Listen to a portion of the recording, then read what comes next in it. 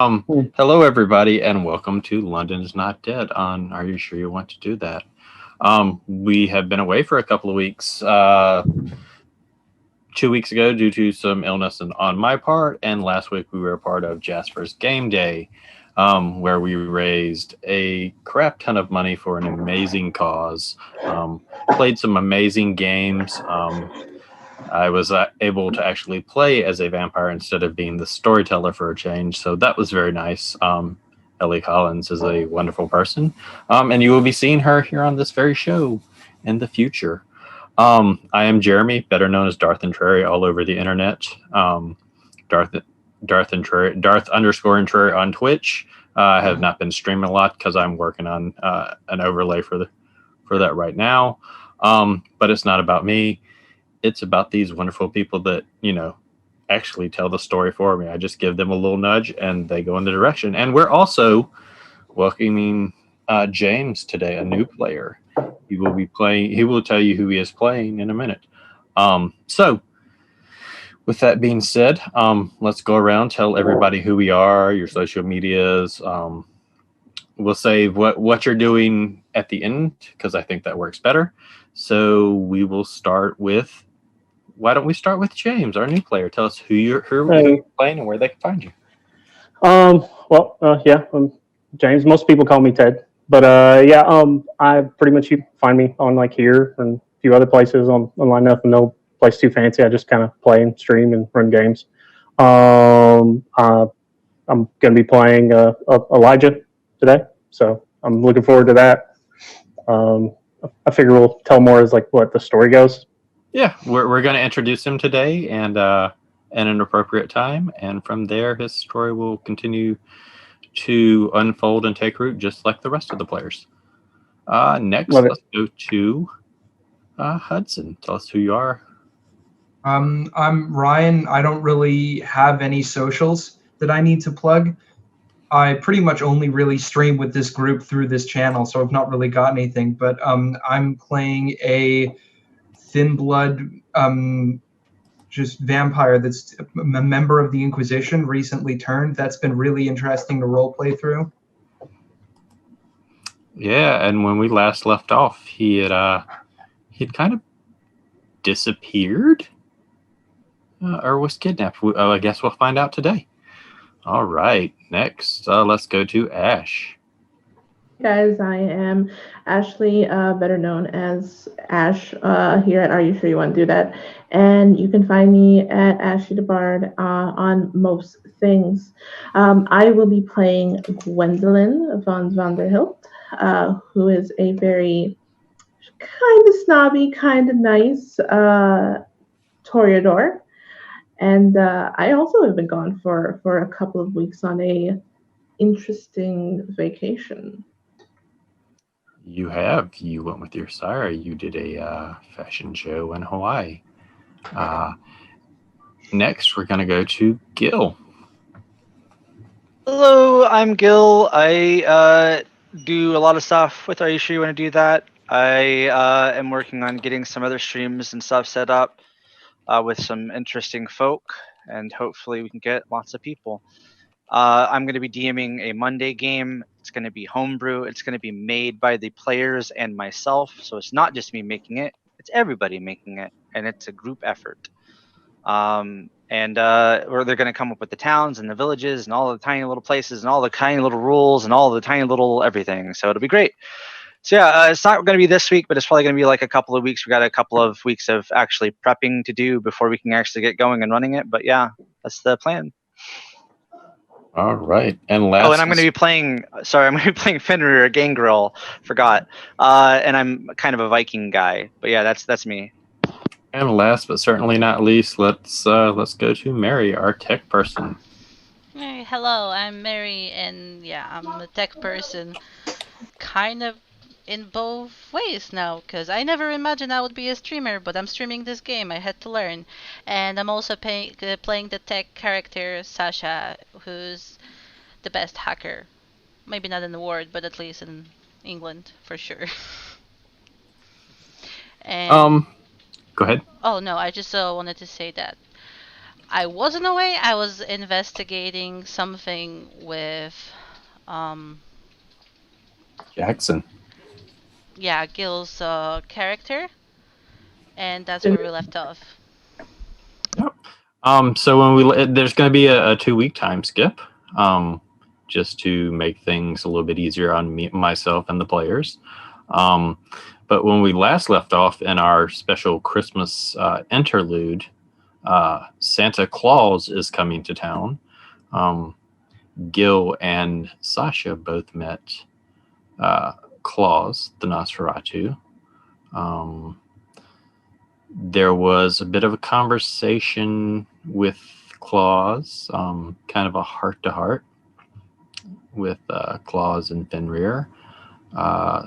Sasha is slowly coming to realize that maybe she's not on Jackass or Punked, and starting to slowly accept that she might actually be a vampire. Mick is still missing. No, I just got back. Sorry about that. Taco Bell arrived. No, I'm talking about in-game. Oh. There was also a phone call to Chandra, Sasha's sire, that got kind of heated. And we will see where that takes things. But before we do that, Mary, would you please do the disclaimer for us, please? Yes, of course. The following presentation may and most likely will contain strong adult language, graphic descriptions of excessive violence, possibly sexual themes, and other scary stuff, which may be disturbing for some audience, so please viewer discretion is advised. Thank you so much for doing that. As Mary / Sasha just said, the World of Darkness is a very dark place. Vampire the Masquerade and all the games that fall under the World of Darkness tag are games of personal horror.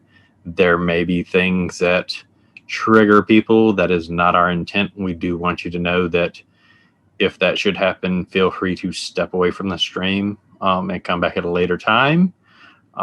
Turn the stream completely off. We'd love to have you here, but we do not want to do any emotional or mental harm to you, because Jasper's Game Day was about, a stronger mental health for the individual, because we've been through some stuff through the last year. Everybody has.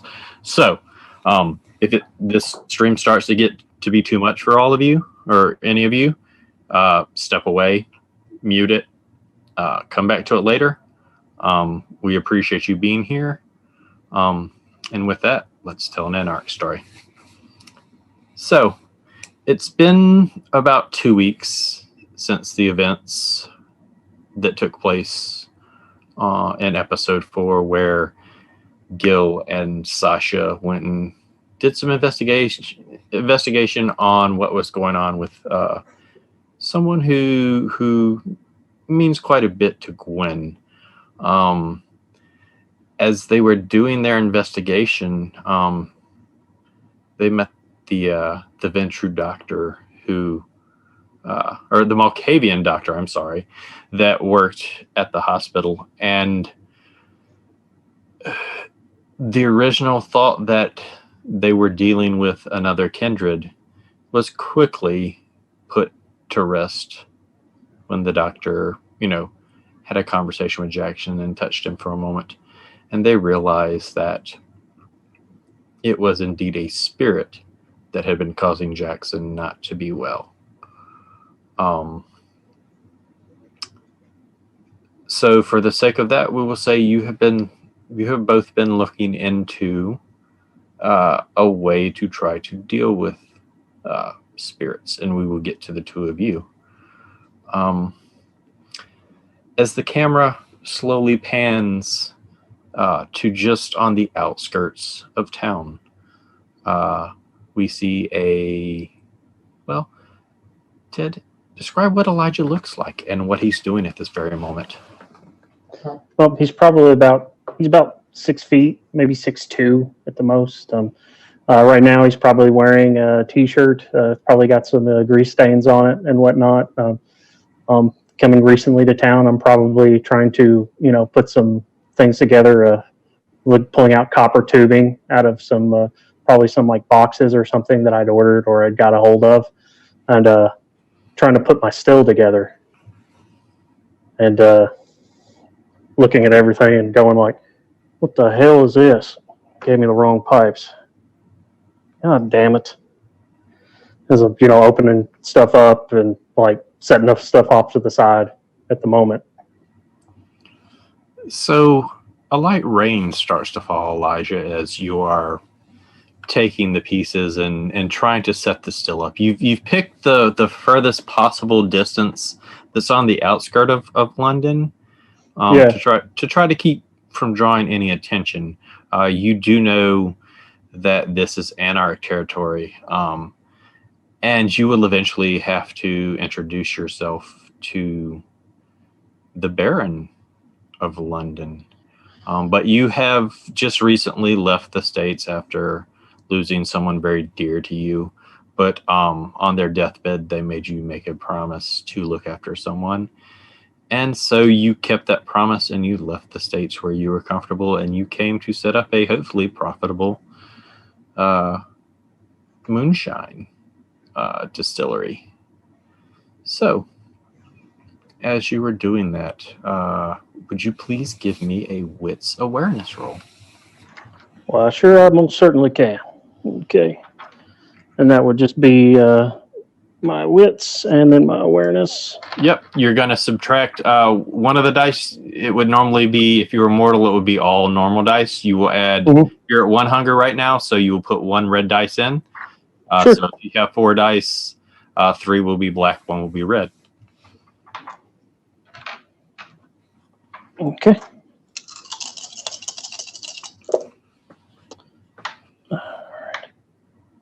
That is 2 fails and 3 successes, and one of them is a 10. Okay. So as you're kind of intent and you're busy working, but you do notice in this area where you've decided to set up that there's off in the distance you see a set of feral eyes looking at you. It's only there briefly for a moment, but you do notice it. They start off looking kind of golden, and then they slowly kind of get red, and then in an instant there's nothing. What the hell? I definitely try to make it look like I'm not overly freaked out by it, but I'm definitely on edge at this point, and I'll sort of try to just keep my head on a swivel in case things go south. Okay. As you're continuing to pull pieces out for the still, after a few minutes of doing that, you realize that there's somebody standing behind you. Now, I ain't looking to start no trouble. I just moved here myself. But usually where I'm from, people introduce themselves before they walk up on folk. Well, you are definitely not where you are originally from, and we do things a little different around here. I am Karlov. I am one of the deputies to the sheriff of London and your new kindred. Yeah, I was meaning to make your acquaintance, I'm sure, for too long. Oh, you should never make my acquaintance. This is just complimentary. I see. You will meet with Baron Cross tomorrow night, and he reaches it. He's probably an inch taller than you. Oh, wow. And he is really built. And something you do notice about him is he has some very animal-like features, like his ears are pointed. He is extremely Harry. And he hands you a card, and it has an address on it. Tomorrow night at 9:30. I'll do my best to be there, sir. Just be on your best behavior and be careful. There are other less friendly, and he looks off to the direction where the set of eyes were. Yeah, I figure there would be. Individuals in the woods. This may be not a good place for you to set up. And that's where we're going to pause with you for just a moment. Sure.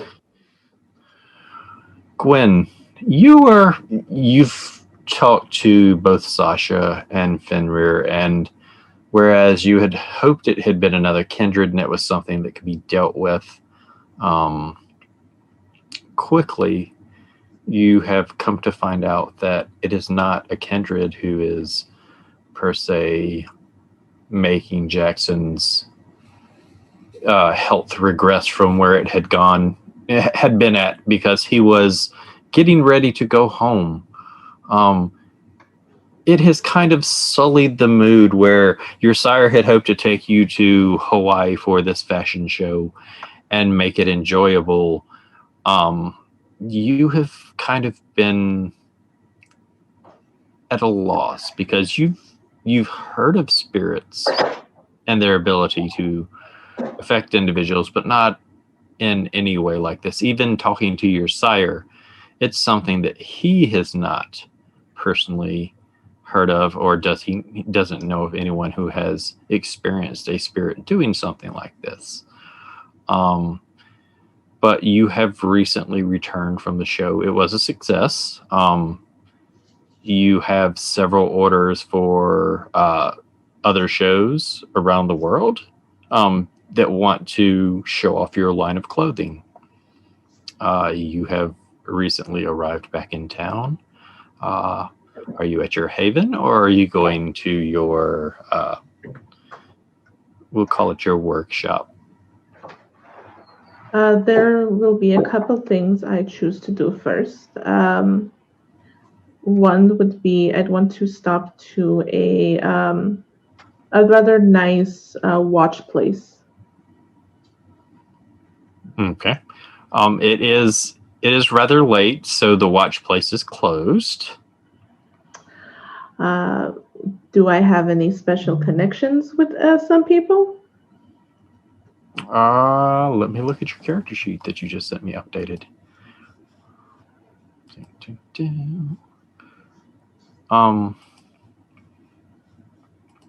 We will say, for the sake of getting this on, at the moment, you do, but it's going to take a little bit to get in touch with them. Okay.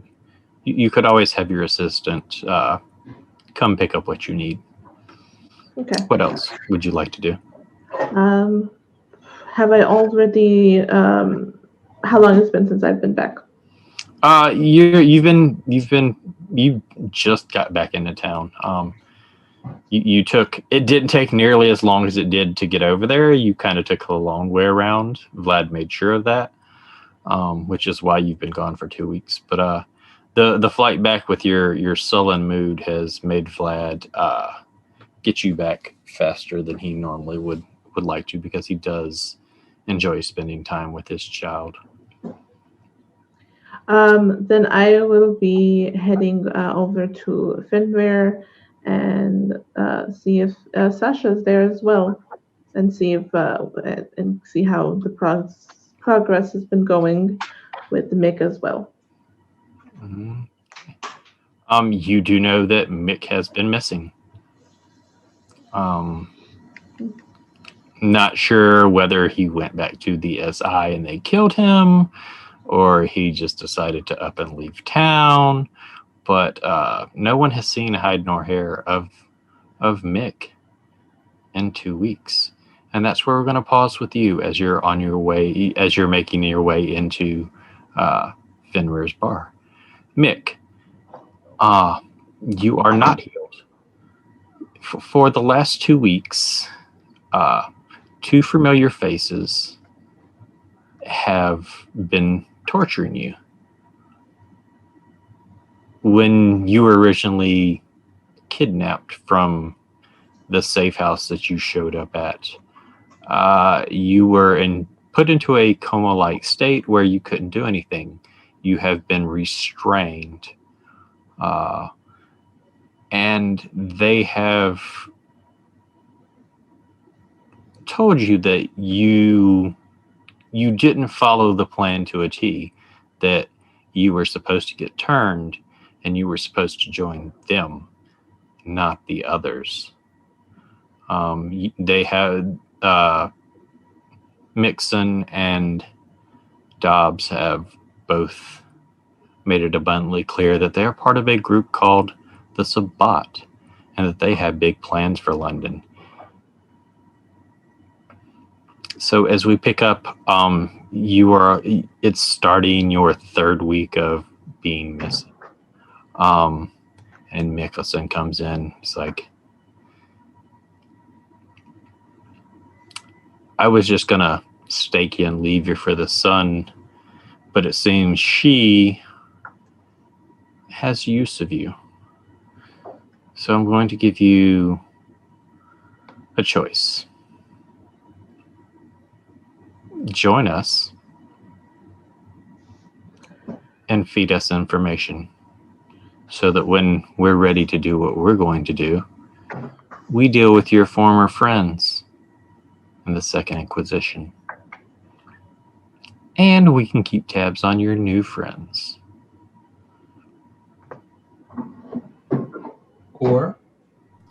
Or I'll take your head right now.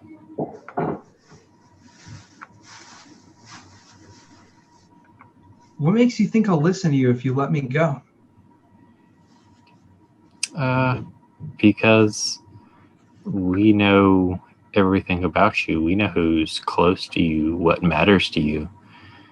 And if you don't do what we ask, we can make it very painful for those that you care about, for the things you care about, including your new friends. If you're going to make a threat like that, I need names. How do I know you're not lying? You don't. But the easiest way to find out is not do what I ask you to do. Not to do what she asks you to do. And then you'll find out, as one by one, everything that matters to you slowly dies, disappears, or suffers a lot. How about that father of yours? You know, it was truly tragic. I'm going to make an insight check. Go ahead. Wits plus insight, please. All right, that is 4. 2 successes. He seems very steadfast.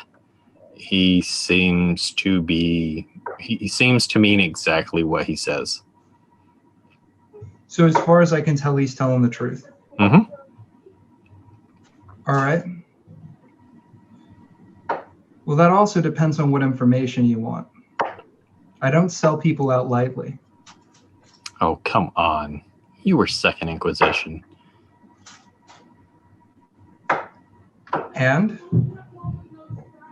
Selling out individuals to their enemies was something that we did all the time.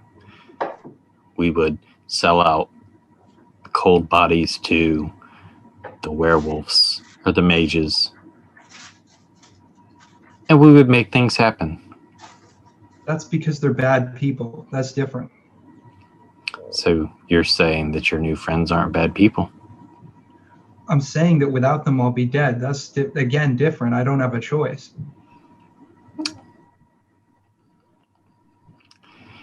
You have a choice.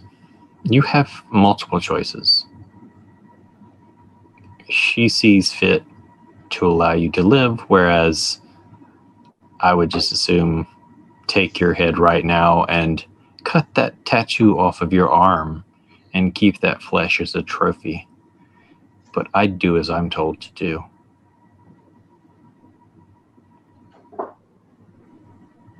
Seems like, once again, I'm stuck between a rock and a hard place, so... Okay, then. Life choices tend to do that to you. Indeed they do. Maybe if you hadn't followed in Daddy's footsteps, things would have turned out a little different for you. And with that, he walks over and he undoes your bindings. I'll be in touch with you. And don't even think of telling your new friends about our little talk. Because if you do, I'll find out. And I'll make things very unpleasant.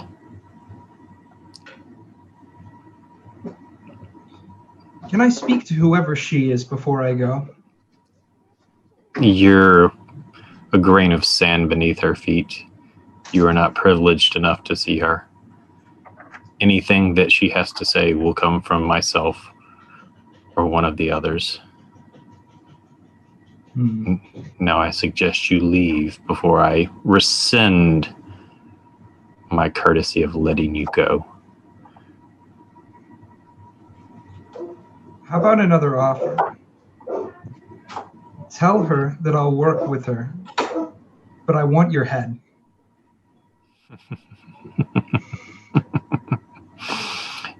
Cute. I'll tell her. I already know what her answer is going to be. Now get out of my sight. I guess with that I walk out. All right. And as you walk out, you're in a familiar part of town. You're probably about a block or two away from where you and Fenrir found a homeless girl hiding in a warehouse.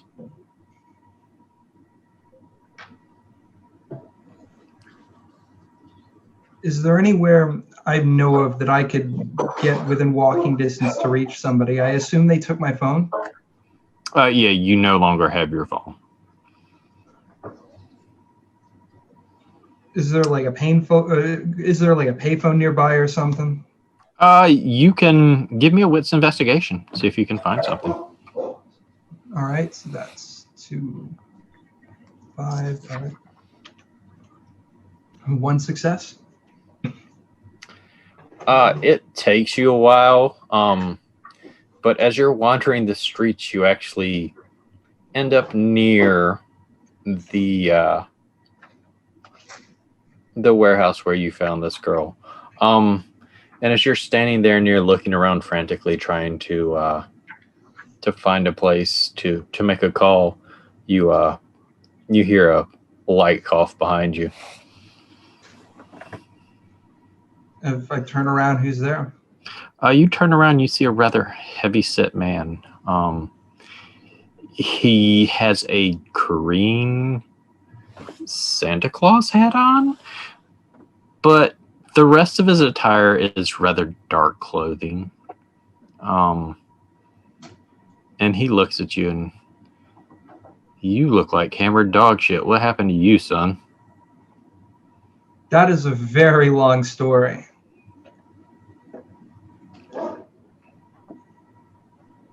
Your scent's familiar. Is that bad news?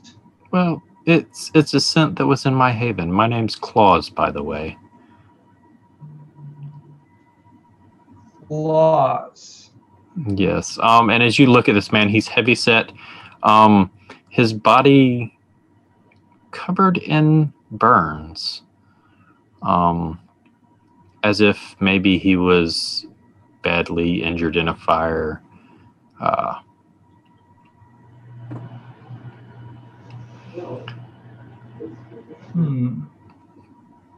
Wait a minute. You don't mean the Claus?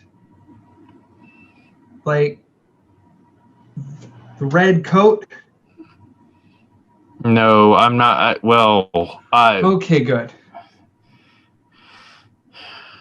Claus, I had another name, but Nosferatu tend to take names befitting to them, and he kind of like holds his hands up, and you watch as he kind of looks around, and his fingernails, probably about 2 to 3 inches worth of razor sharp claws. Now that is interesting. So you've been in my haven. You have the smell of someone else that was in my haven, but you also have some other peculiar scents on you.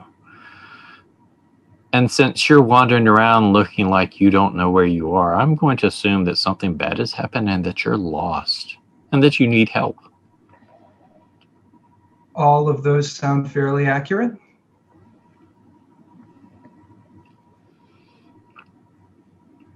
He'll pull out a cell phone. He'll hand it to you. You can use this. Much Call. obliged. Call who you need to and then give it back to me. All right, I'm gonna dial up Gil. Okay, we will pause right there.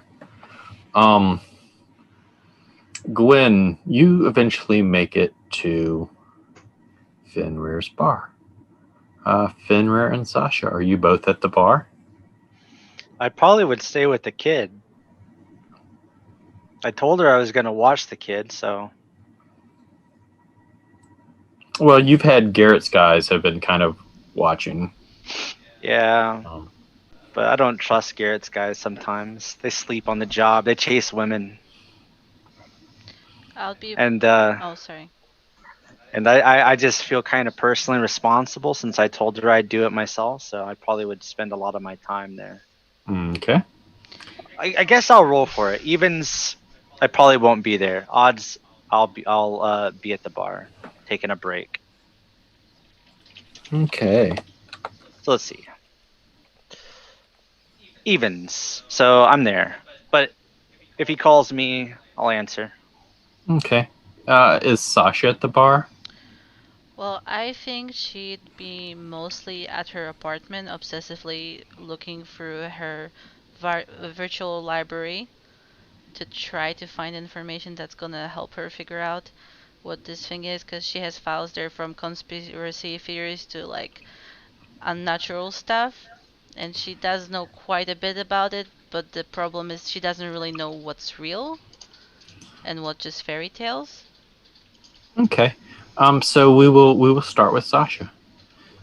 So as you've been kind of going through your conspiracy theory files and searching databases, you've even watched some gameplay of Phasmophobia, trying to get an idea of how ghosts operate, because you're not sure what's true and what isn't.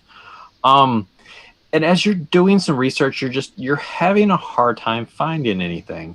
And as you're going through and you're checking various sites, you get a pop-up message on your laptop that says, "God, you're such a noob." Do I see who the message is from? It says anonymous. Okay. You have an idea of a couple of people it could be because you are part of a hacker network. Your first inclination is that it's actually someone who you recently kind of gave a good jarring to. But then it's all you've had to do this entire time is come to the Chantry so that I can teach you what you need to know.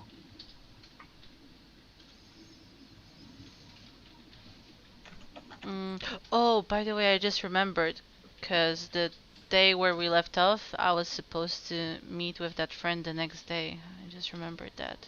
That's right. So yeah, we will say that you met with them. What were you trying to find out from them? Just what do they know about this all? Do they believe the whole kindred stuff. Because the messages I got from my friend were cryptic enough. I couldn't make I couldn't be sure if there are the kindred, if they are like if they come from the same people that Chandra, or because they made it seem like they do not, but they're kinda. So I just want to know what they know to start. So they do believe in kindred. One of the things that they do tell you is that every bit of mythology, folklore, and Hollywoodism has a bit of fact in it. That vampires do walk the earth, but there are other things. There are spirits. There are werewolves. There are demons and angels. There are also things such as mummies. Like in toilet paper? In a sense, everything that they've found on the mummies say that if you come across one, you should run. Because unlike Evie and the Mummy franchise, it's not as easy to get rid of an actual mummy.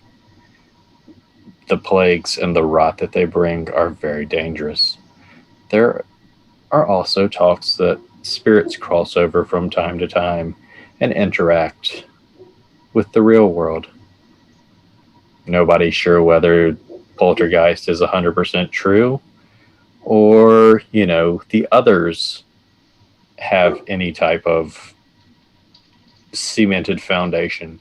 What is known that there are, just like everything else, there's a good side and a bad side. Okay, we're gonna get back to that in a second because I need to ask you a few questions about that. But to begin with, so we're not kindred. No. So, what are you? Are you something? You're just human? I wanted to be kindred, but you got the nod before I did.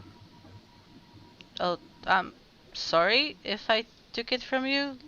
I wasn't planning on. Things happen. Everything happens for a reason. I'm not mad. I'm not angry. Well, if it's so important to you, I'm sure we can do something about it. I don't know really how it works, but I can try. You have a lot to learn, and you should probably spend some time at the Chantry. I will, just haven't really had the time yet. The thing with mummies and stuff, what do you know about spirits that either have a physical form but only visible at times, or maybe they influence dreams? Basically, to cut long story short, there's this kid, he's at a hospital, there seems to be some spirit coming to him, and whatever he does, it gets the boy sick. And he said he's seen it as a boogeyman. Sounds about right, but you should really go see the sisters. They can teach you more and fill you in and show you where to look for things. Okay. I'll do it then. Do you want to hang or I'm good to go? I got some stuff I need to take care of, but I know you were just ribbing me the other night. It's just I told them that I thought that you would be a good candidate in the future, but that they should give you the choice. And Chandra agreed, while the council was kind of pushing to kind of move in a different direction. Chandra was reserved, and she does feel a deep-seated guilt because she cares about you. I don't even And know her. she's been watching you for a while. It's what they do. That, you know how creepy that sounds, right?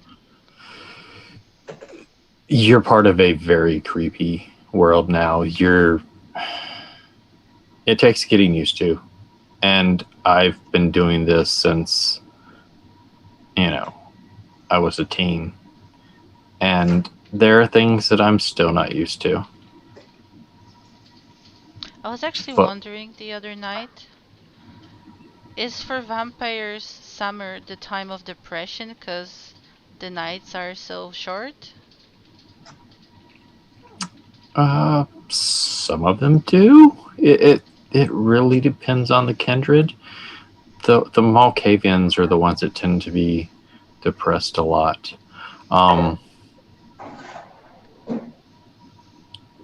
Chandra, you can trust. She feels a deep-seated guilt about what happened.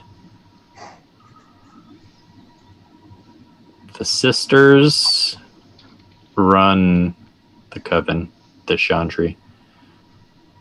They're not to be trifled with, nor any that fall under them. I do know that they call your group a coterie. Have some things that they will be spoken to about when the time is proper. Okay. I don't like the whole formula of this thing where everyone is so stuck up, but There are actually some really laid-back vampires. Claus is like so laid back. He's over the top, but he is so laid back and he is so smart. But when you've lived since the time of Joan of Arc, and you were basically burned right next to her, you tend to have kind of a sunny disposition or a weird sense of humor. But you should definitely start to understand as you spend time at the Chantry. You will see that Chandra is not snotty and stuck up, and that she would do anything to make sure that you and your friends are safe. Whereas the rest of the Karna, they're about the Tremere, and they really don't give a damn about anybody but themselves. But that doesn't mean that every vampire is like what we see in the movie. This isn't Underworld. This isn't Bram Stoker's Dracula. There are pieces of truth sprinkled in there, just like with Interview with a Vampire. Now, Twilight, none of that. That's all bullshit. But fucking sparkling vampires, oh my god. I mean, I have seen Anatoly wearing glitter, so I guess technically he would be a sparkling vampire. And oh my god, that glitter was everywhere. But yeah, as far as, it's just not. Chandra's very smart. Trust her.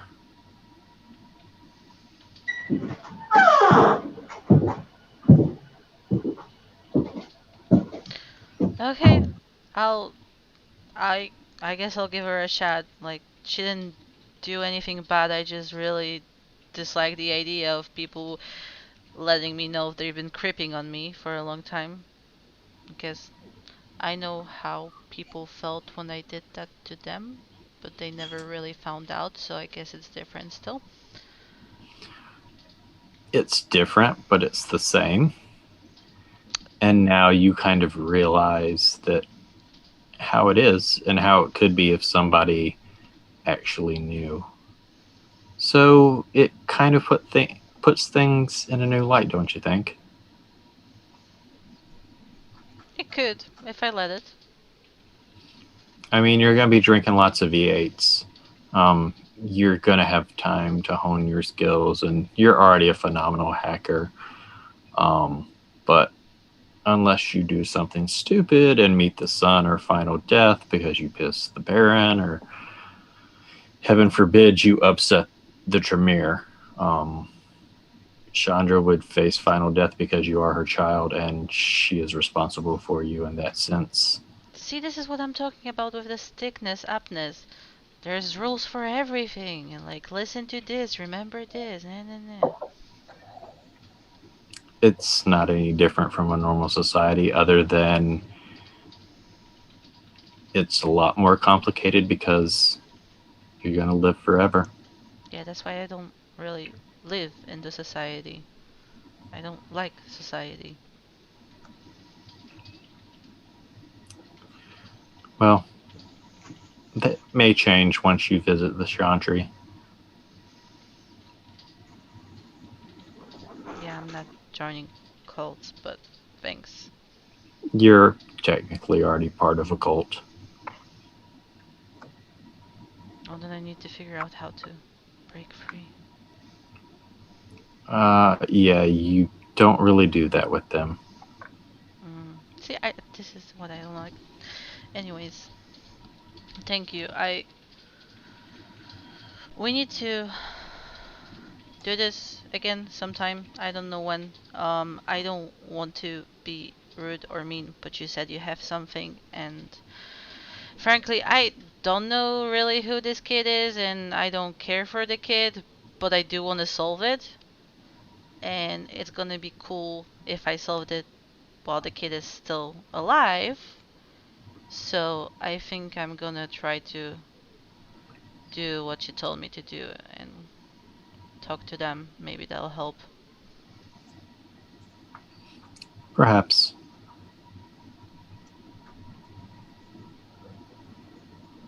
And he kind of like awkwardly gets up and just walks away. Bye. Lyle has never really been one to say goodbye. Even when you guys are talking on the internet, you guys are talking and then you'll say something or he'll say something and then there'll be nothing after. That's fine. So we will pause there and we will go to Gwen entering the bar.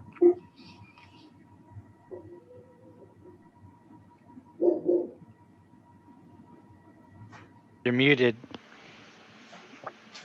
Ash, you're muted. Thank you. Look around. Fenrir, Sasha? Hello? I'm back. Garrett would probably be there still.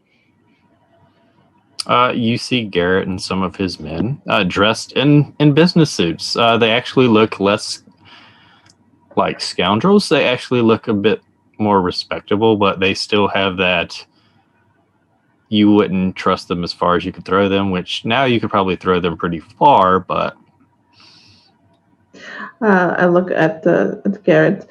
Oh, I see that my assistant took very good care of you guys. You look much better than before. Thanks, I think. Before you kind of looked greasy and smelly. Now you look like you're so ready for the night. Right. Where... Fenrir, the highfalutin one's here. And Fenrir, you hear Garrett say that from out front. Yeah, I'll come out. What? I don't get no welcome back? No. That would imply I missed you. Maybe just a little bit. Maybe your money. Fenrir. Any updates since before? Has the kid gotten any worse, or has he been the same? He's been about the same. There have been a couple of days where he was worse, and it was basically he had nightmares. And the secret bodyguards would rush into the room with the nurses, and he would be thrashing about wildly as if he was in a fit of a nightmare, trying to escape. Well, and what did the doctor say? He didn't know how to help him? That's not his area of expertise. He just is able to see things because of his disciplines. Okay, I just wanted to make sure that he didn't give us any advice or anything. And Nope. do I know that Sasha is looking into it? I don't know. Has Sasha told Fenrir that she's looking into it? Yeah, when we would be splitting after last time we were together, I would have told you that I'll try to look and read about it, and I might find something out. I would have also called the Baron and been like, "Good news, Baron. There's no Nosferatu. Bad news, Baron. It's a spirit." He would have also told you that tomorrow night, this is well, he would have given you the date for tomorrow night that you and your coterie, should they all be back together, have a meeting with him. Okay. What have I missed? Well, Mick's gone. He's still gone? Yeah, I was gonna go look for him today, probably. And as you finish that sentence, your phone rings. Oh, it's him. You don't know it's him. It's not his phone. Oh, that's right. It's Claus's phone. Okay, well, I'll answer. I'll try to answer. Here. Please let me show you how to use it. Okay, we're going to click the little green button. I'm clicking it. It's not doing nothing. You're not clicking the green button. You're clicking the top. Oh, I closed it. Oh, I clicked it. Okay. Hello. Gil, that you? Or Fenrir, that you? Yeah, that's me. Who's this? It's Mick. Mick? Yeah, we gotta It's talk. Mick. What is he saying? He said we gotta talk. All right, listen. There's a catch. This has to be one-on-one. Meet me around sunrise. Bring, like, just before sunrise, bring a dark bag. Cafe by the warehouse, you know it? Sure. Okay, meet me there. I don't like going anywhere when it's close to sunrise. You'll figure it out. It's a long story. What is he saying? He wants me to go someplace in the sun or close to the sun. Is he crazy? I mean, I got a bag in case something goes bad, but So you're just going to put the bag on your head, and then you're going to walk out into the sun, and then you're going to go. no, I got a bag. It's one of them bags you can sleep in. If you're outside and you get stuck outside, gang girls can keep them all the time. Don't have to worry about it. But anyways, long story short is I got one. Okay. All right, fine. I'll come meet you there then.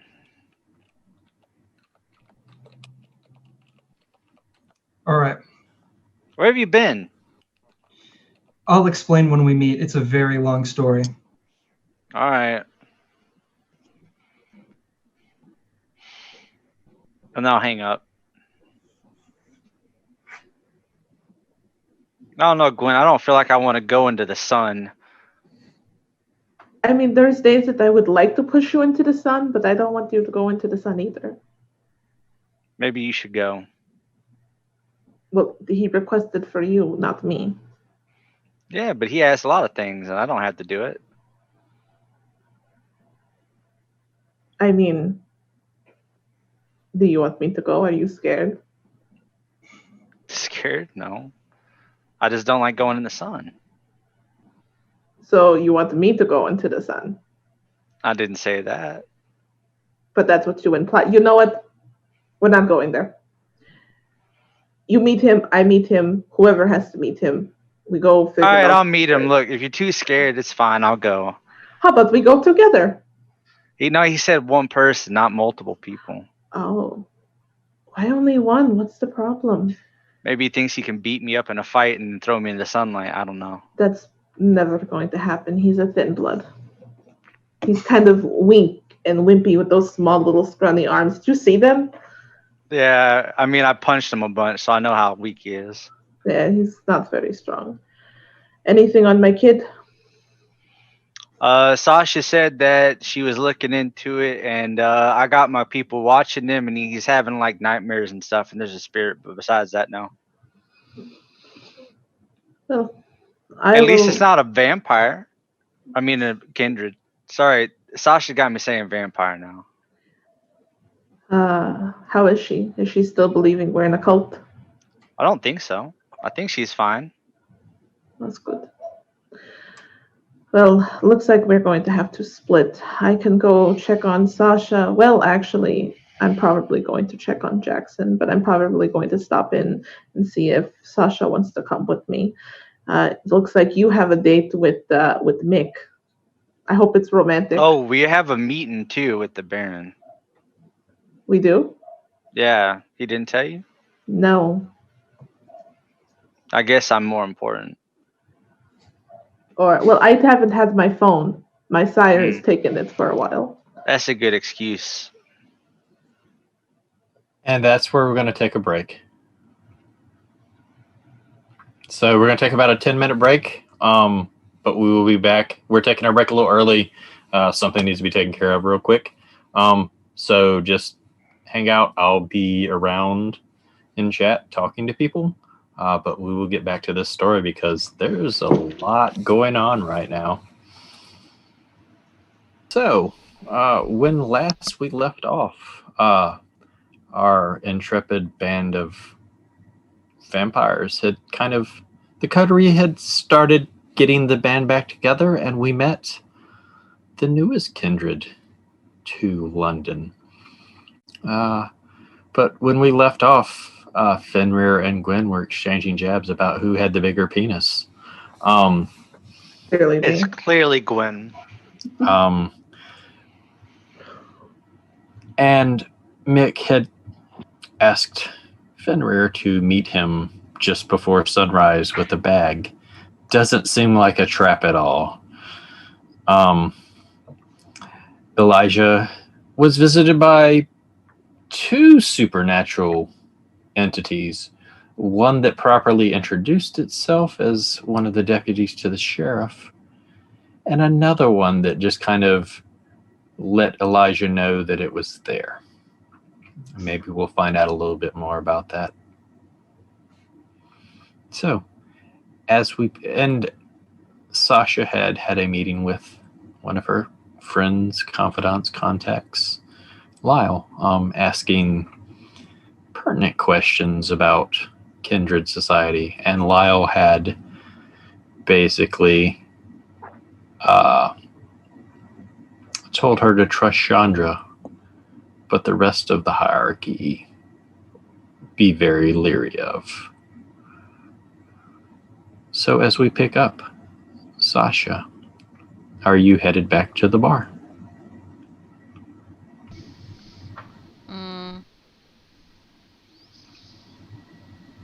Sure. The thing is, like, in those 2 weeks, I would also go to talk to Chandra, but like I'm gonna keep her peeing till the end of the session stuff we did in the meantime. So yeah, after meeting with Chandra, she would like eventually, I'm sure at some point, head back to the bar if she had information or they texted her to come. So when you message Chandra about meeting with her and talking to her about stuff, she says you've been told by Fenrir about the meeting with the prince tomorrow night. She told you that she would see you tomorrow night at the meeting. Oh, okay. That you all would talk then. Okay. So in that case, I would just spend the rest of the meantime still trying to look something up by myself, and I would not really go to the bar unless someone told me to. And I would just, unless they text me to come over, I would just meet them at the Prince if I know where it is, or come to the bar just before if I don't know where it is. Yeah, you would know where the meeting is. So it is completely up to you. You can continue to do your research, and we can jump back to Elijah and what he's doing for the remainder of the night. Sure, because they would have to text her to come for her to come. She's not gonna do it on her own volition. So we're going to jump back to Elijah. So Elijah, you've kind of been, after your introduction to the deputy, you have kind of been going about setting up your still. Probably in the back of your head, you're wondering if this is a good idea of a place to set it up. And you have been very leery since seeing the other entity out in the woods. Not close enough where you could get a good look at it other than the eyes. But I know it's there. You know it's there. And as you've been doing this, you've kind of momentarily, as you're doing things, had the feeling that maybe that wasn't the only pair of eyes that was keeping an eye on you. Well, instead of like going through the motions and like actually putting everything together, I'll make sure that I've got all the parts I need for the most part, and stow them away inside my Hudson. Okay. And pretty much make it to where like if I need to skedaddle real quick, I can. But if I've got that many eyes on me, it may be a better idea for me to talk to the Baron and see what he feels about it before I try to set up a permanent spot here in this area. Make me another wits awareness roll. Okay.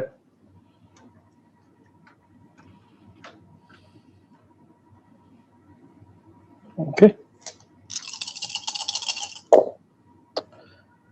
All right. That is all successes. So as you kind of are making sure you have all the parts you need, and you're going through your mind, okay, well, there was something watching me, and now I feel like there are several somethings watching me. Is it still the deputy and the other entity, or did the other entity go get more of itself? You kind of notice as you're kind of looking around that probably at certain intervals, there are other sets of eyes kind of trained on you, about 6 sets in total. Very feral looking. And with the number of successes you get, you can definitely tell that whatever it is, it's whatever they are, they're moving around on 4 legs. And you catch hints of small like growls that don't seem menacing. It's almost as if it's a form of communication. Yeah. Coming from the various areas that you pick out these sets of eyes. So whatever these things are, they're talking. Mm-hmm. And I'm pretty sure I'm the subject. Oh yeah. So yeah, at that point, I think my best bet is they don't seem to be menacing or like they're going to make a move kind of thing right now. They just seem to be observing. You're not really sure what they're saying, so they could be making some type of plan. But you're really not sure. And this ain't nothing I've ever seen before like this. No, well, I mean, where you're from, you might have experienced something in a smaller facet. Never this many sets of eyes attuned to you, you have noticed from back when you were back home, you would notice a random wild animal that seemed just kind of larger than it should be, kind of absorbing you. But never in this size or this coordinated. So it kind of has you a bit on edge, because you're not really sure. While the growls or whatever it is don't seem menacing, you're not 100% sure that you are 100% safe. And you have heard tales of lycanthropes or werewolves, as you would, all over the world, including London. Yeah. Well, if that's the case, then like I said, I'll make sure everything's loaded into my Hudson, and I will probably just go on a small drive just to get a lay of things. Nothing too crazy. Just essentially just fly casual. Okay. And just to make it a little quieter, at least there, and then that way, nothing I have that's important is here yet because I haven't really unloaded anything. But then I'll be able to see if people have been snooping around if I ever come back here, depending on how the night goes. Give me a Dex plus Drive, please. Okay.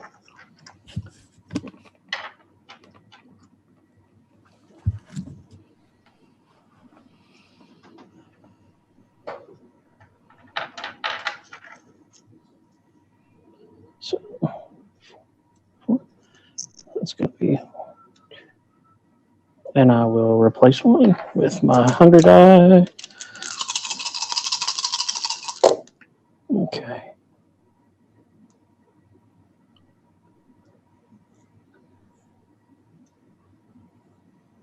Okay, that is 4 successes and 4 fails. Okay, so you don't have to worry about the fails because you got successes. The only time you really have to worry about failures is if you get no successes. So if you don't get a 6 or above and you have those failures, which are like the fangy teeth, that's when I need to know those. Yeah. But yeah, you pack your still into your vehicle and you start to drive away. Doing it cautiously, like you said, kind of flying casual, not wanting to alert the Imperial blockade that something's amiss, or that they've spooked you. But as you drive casual, you do notice, kind of in the woods, just in the wood lines off to the side, you do notice 2 rather large dogs on either side that are actually keeping pace with your car. Damn.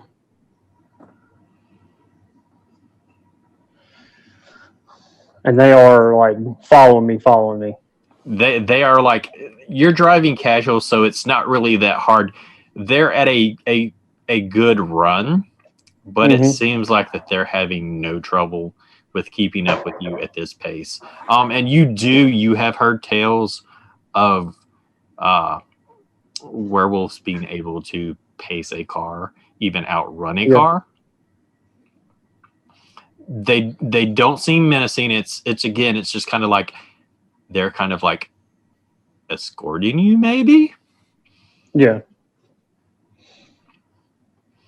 And as you start to get away from this area, you notice, as you're driving casual, that at a certain point, both of the large doggos kind of stop and watch you continue to drive. So there's an obvious border on as far as they'll go. You're pretty sure that maybe that's the boundary that they've got set up.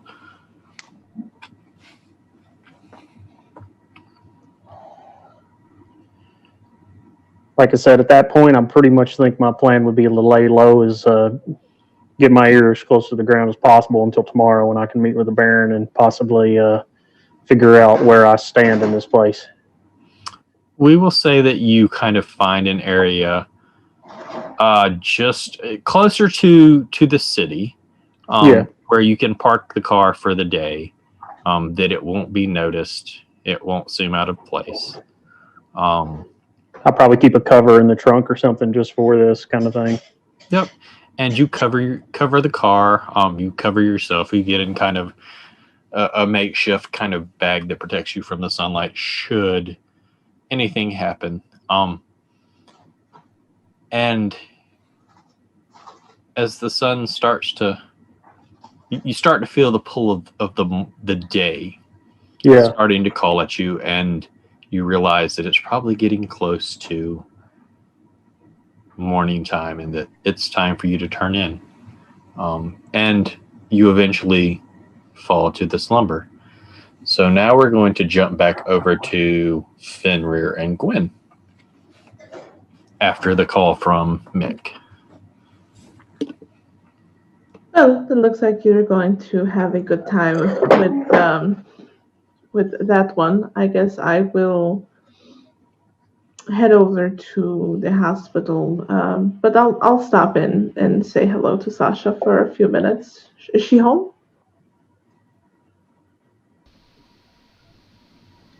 Sasha's. Oh. Oh, I was asking Fenrir, is Sasha home? Oh, I don't know. She said she was going to do some research, maybe. She normally does that at home, right? I don't know. What did she do? She's probably. She's so good with the technology and the stuff. It's quite scary. She was already pale before she was even a vampire. I just assumed she stayed indoors a lot. That is true. That is very true. The couple times I have met her before she got turned, she was quite pale. But I guess check her house. But like in a very pretty way. But yeah, like Snow White. Right, just like Snow White.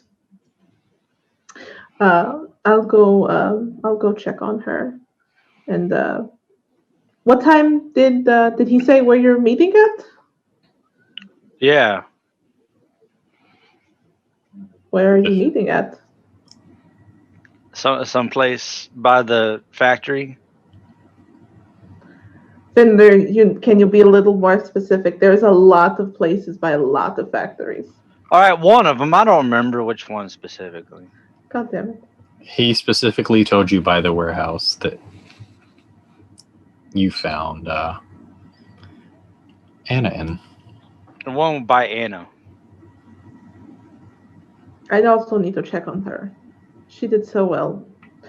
Okay. I will I'll see you tomorrow at the Baron.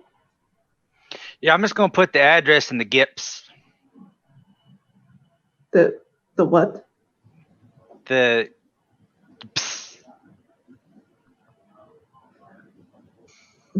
Are you talking about the GPS? Isn't it just called GIPS? Nope. It is the GPS. That thing then. I go up to him and I put my hands on his face.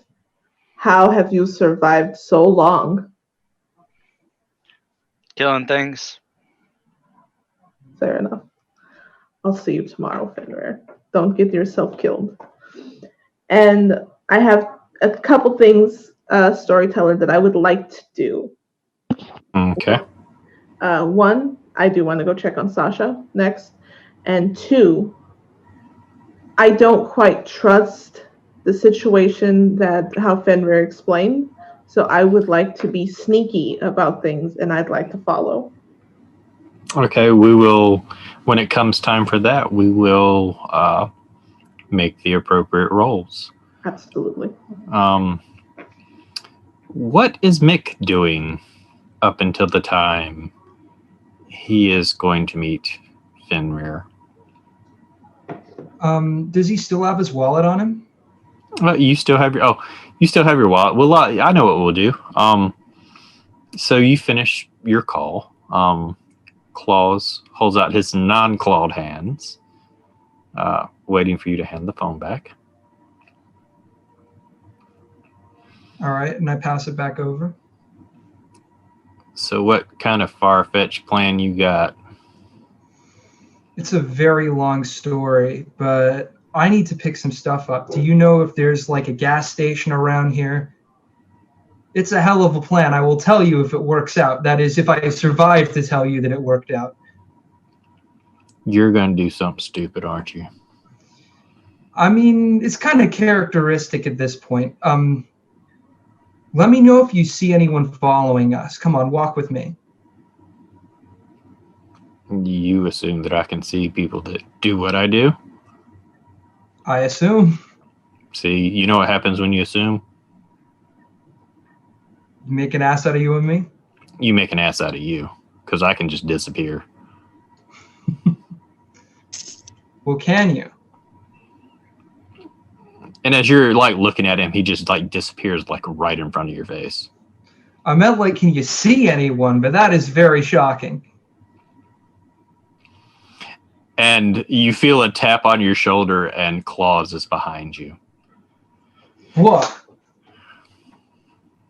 We gotta get a bell on you. I don't like that. I don't like that. I like it rather nice. It gets the job done. Let me instill a little bit of wisdom in you. You're new. You're fresh. You got the smell of some unsavory type individuals on you. And just from how you hold yourself, you're a bit of a cocky one. So whatever you think you're going to do, automatically assume that those unsavory individuals that you're thinking of doing this stupid plan to have already started thinking 3 steps ahead of you because they've been playing this game longer than you have. And you're going to get yourself or one of your friends killed. Still worth a try. I don't like being backed into a corner, and this whole couple weeks has been one big corner.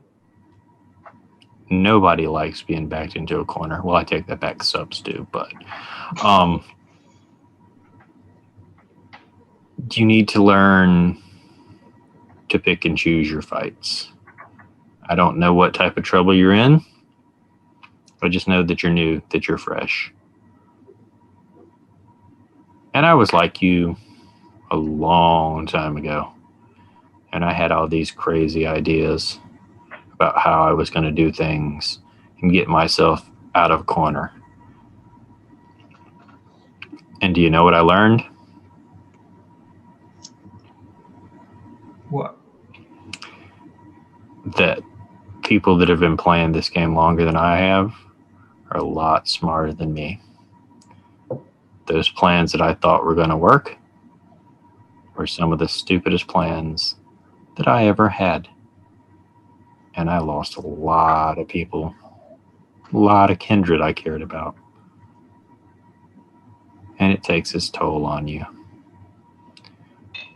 So before you go and you get somebody that you're attached to or even unattached to killed, remember that every action has a consequence. There's an equal and opposite reaction. And if whoever you're planning on getting back at using this plan and your gas, your petrol as they call it over here, they're already 3 steps ahead of you.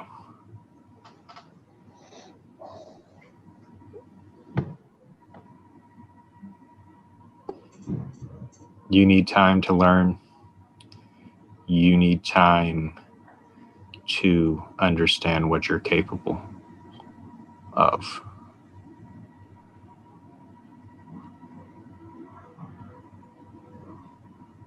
And until you're ready to admit that you need to rely on other people and that you don't have the solutions. You need to stop thinking like that organization you used to be a part of. They've gotten many people killed because they thought they were smarter than us. And it worked back in 2012. They caught some of my friends with their pants down, but the retribution and the ramifications that came from that far outweigh what they did to this city.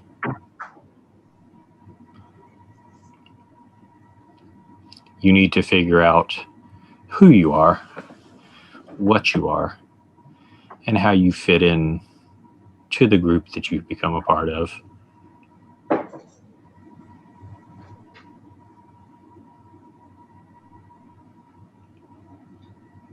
That's the problem, though. I can't find a place when the walls are closing in on me. There's so many things coming in from so many different directions. I just need breathing room to figure things out.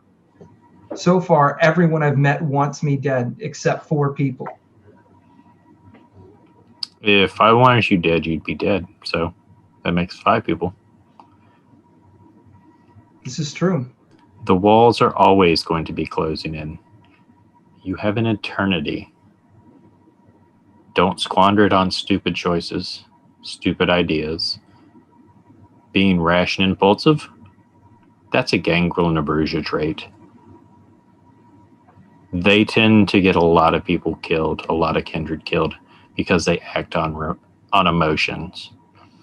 They say or do the wrong things at the wrong time.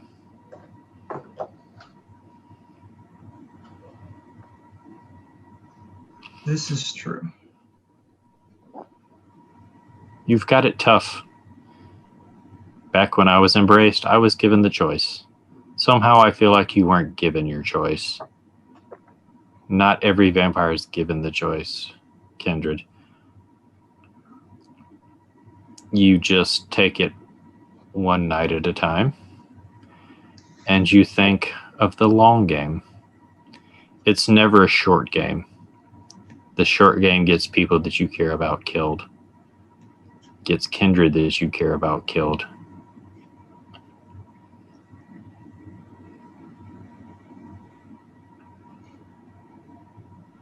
And no, I can't see if someone's following us. That's not in my skill set. It was worth a try. So my suggestion to you is you go have a V8 with your friends.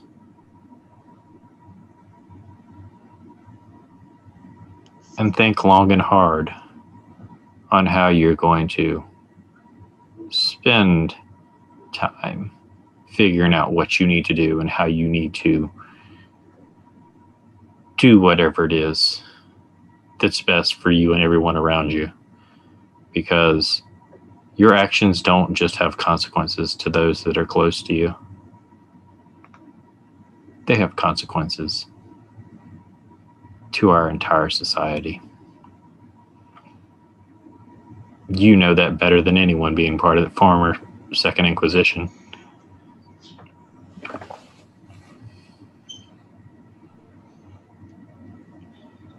Yeah, I'm starting to realize I have a target on my head. You were a rash and impulsive embrace, I can tell. And I have a good idea of the kind of vampire that would do that. I've heard whispers and rumors that maybe some less savory of our kind have decided to show back up. I can tell you this. They'll use you until they don't need you. And then they'll leave you for your former group or for werewolves or something equally as horrible.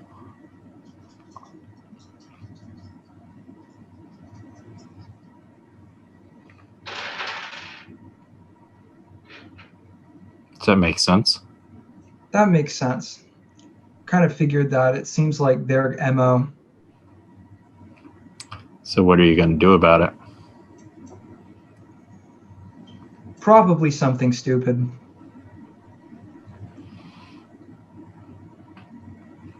Well, it's your choice to make. Just remember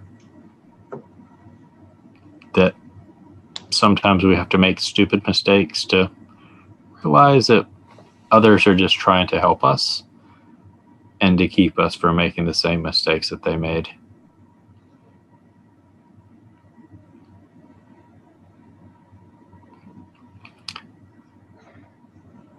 Next time, like, leave some cookies or something if you're going to visit my haven, though. That was kind of rude, like showing up and not leaving cookies.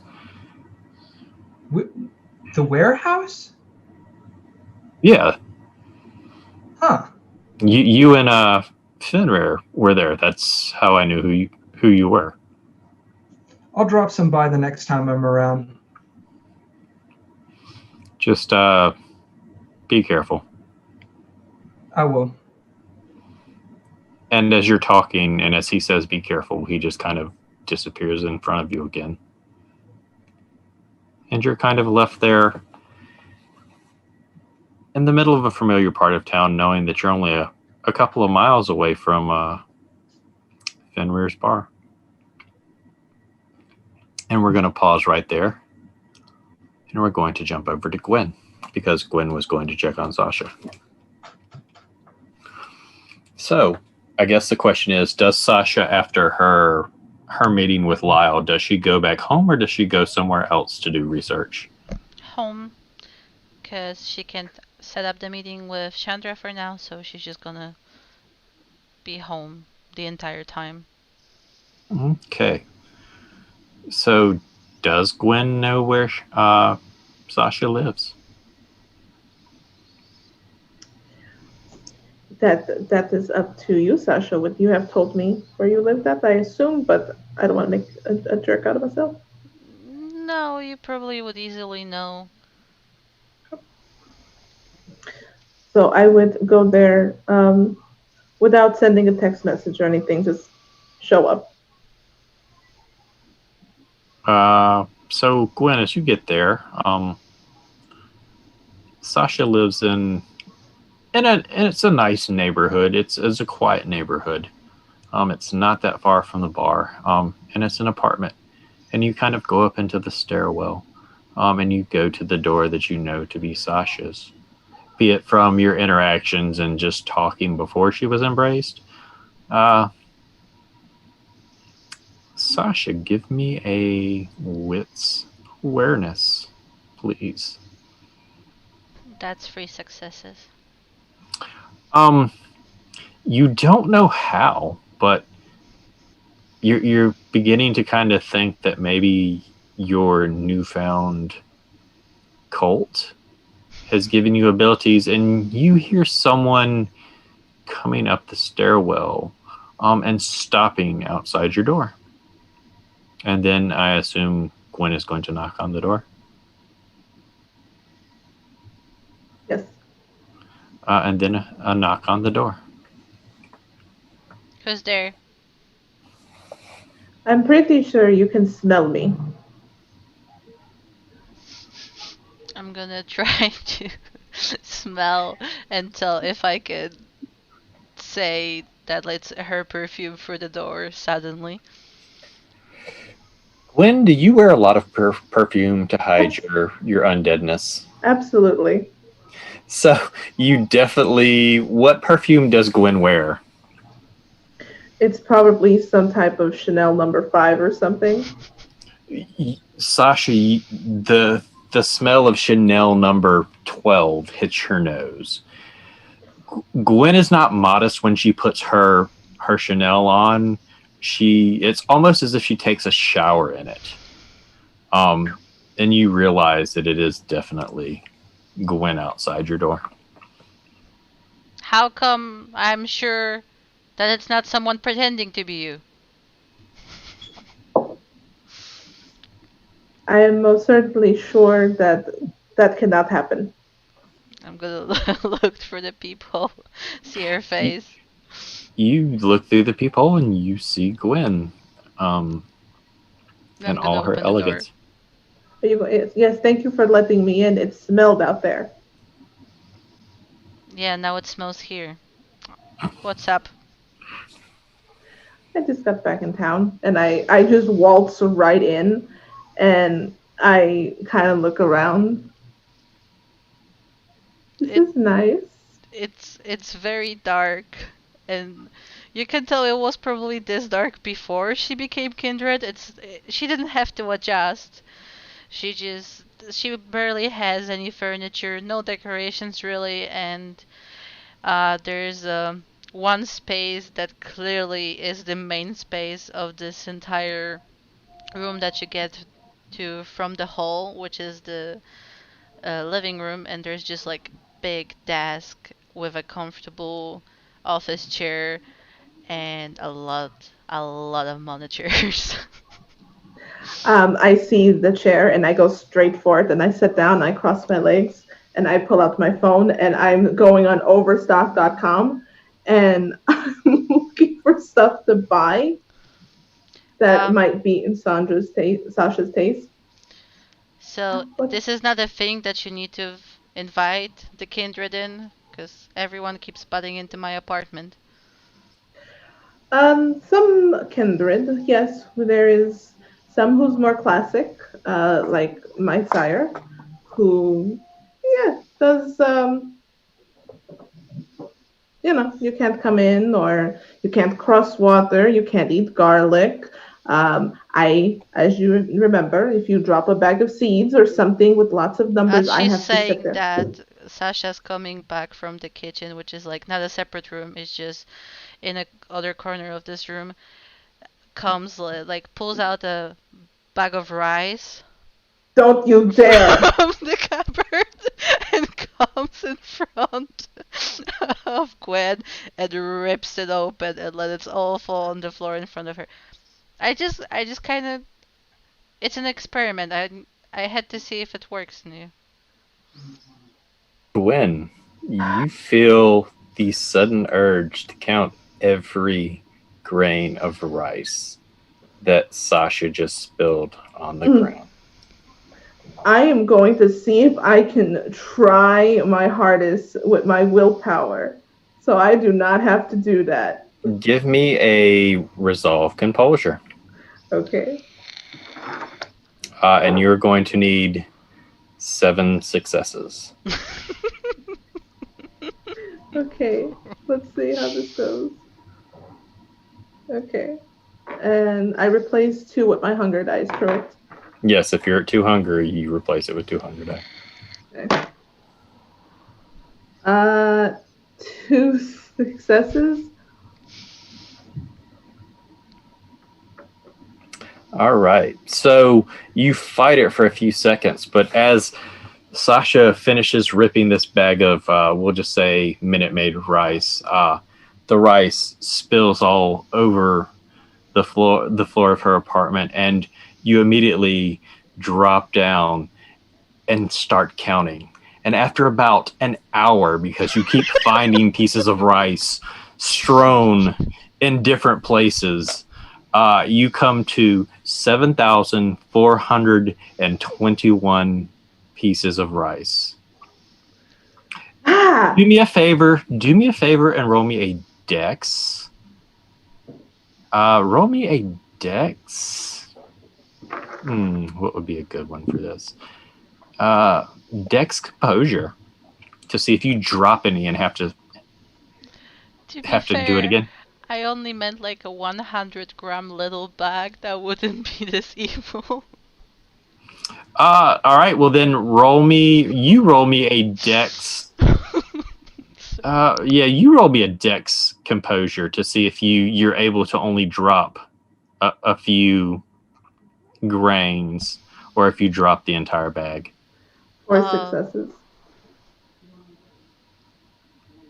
Dex composure. Yep. Okay, that 1 success. Sorry. So your intent was to only drop a few. and you get kind of excited because you're giddy because you think this is funny, and as you do, your fingernails kind of like rip into the bag, and the entire bag spilt on the floor. So Gwen spent an hour counting every grain. You got 4 successes. Yes. You have all this rice. What are you going to do with it? Because you're trying not to drop it right now. I am. Knowing that if you drop it, you're going to have to count it again. I am placing it on the. I assume she has some type of table, like coffee table. No, there's just table, like the dining table more than coffee. Okay, so I will be placing it on the table. How does it work? Can I help you count it? And if I tell you what's my result? Nope, she has to count it herself. I'm sorry. I'm not 100% convinced because you could have just done it as an act, but I'm leaning towards the theory that it is more likely that, yeah, for some weird reason you feel compelled to do this because no normal person would choose to do it. That was... Next time you decide to throw rice on the floor, anything with large numbers, if it's not a pair of like marbles, I will feed from you. I wasn't planning to, but now that you threatened me. Don't, no. 4,999.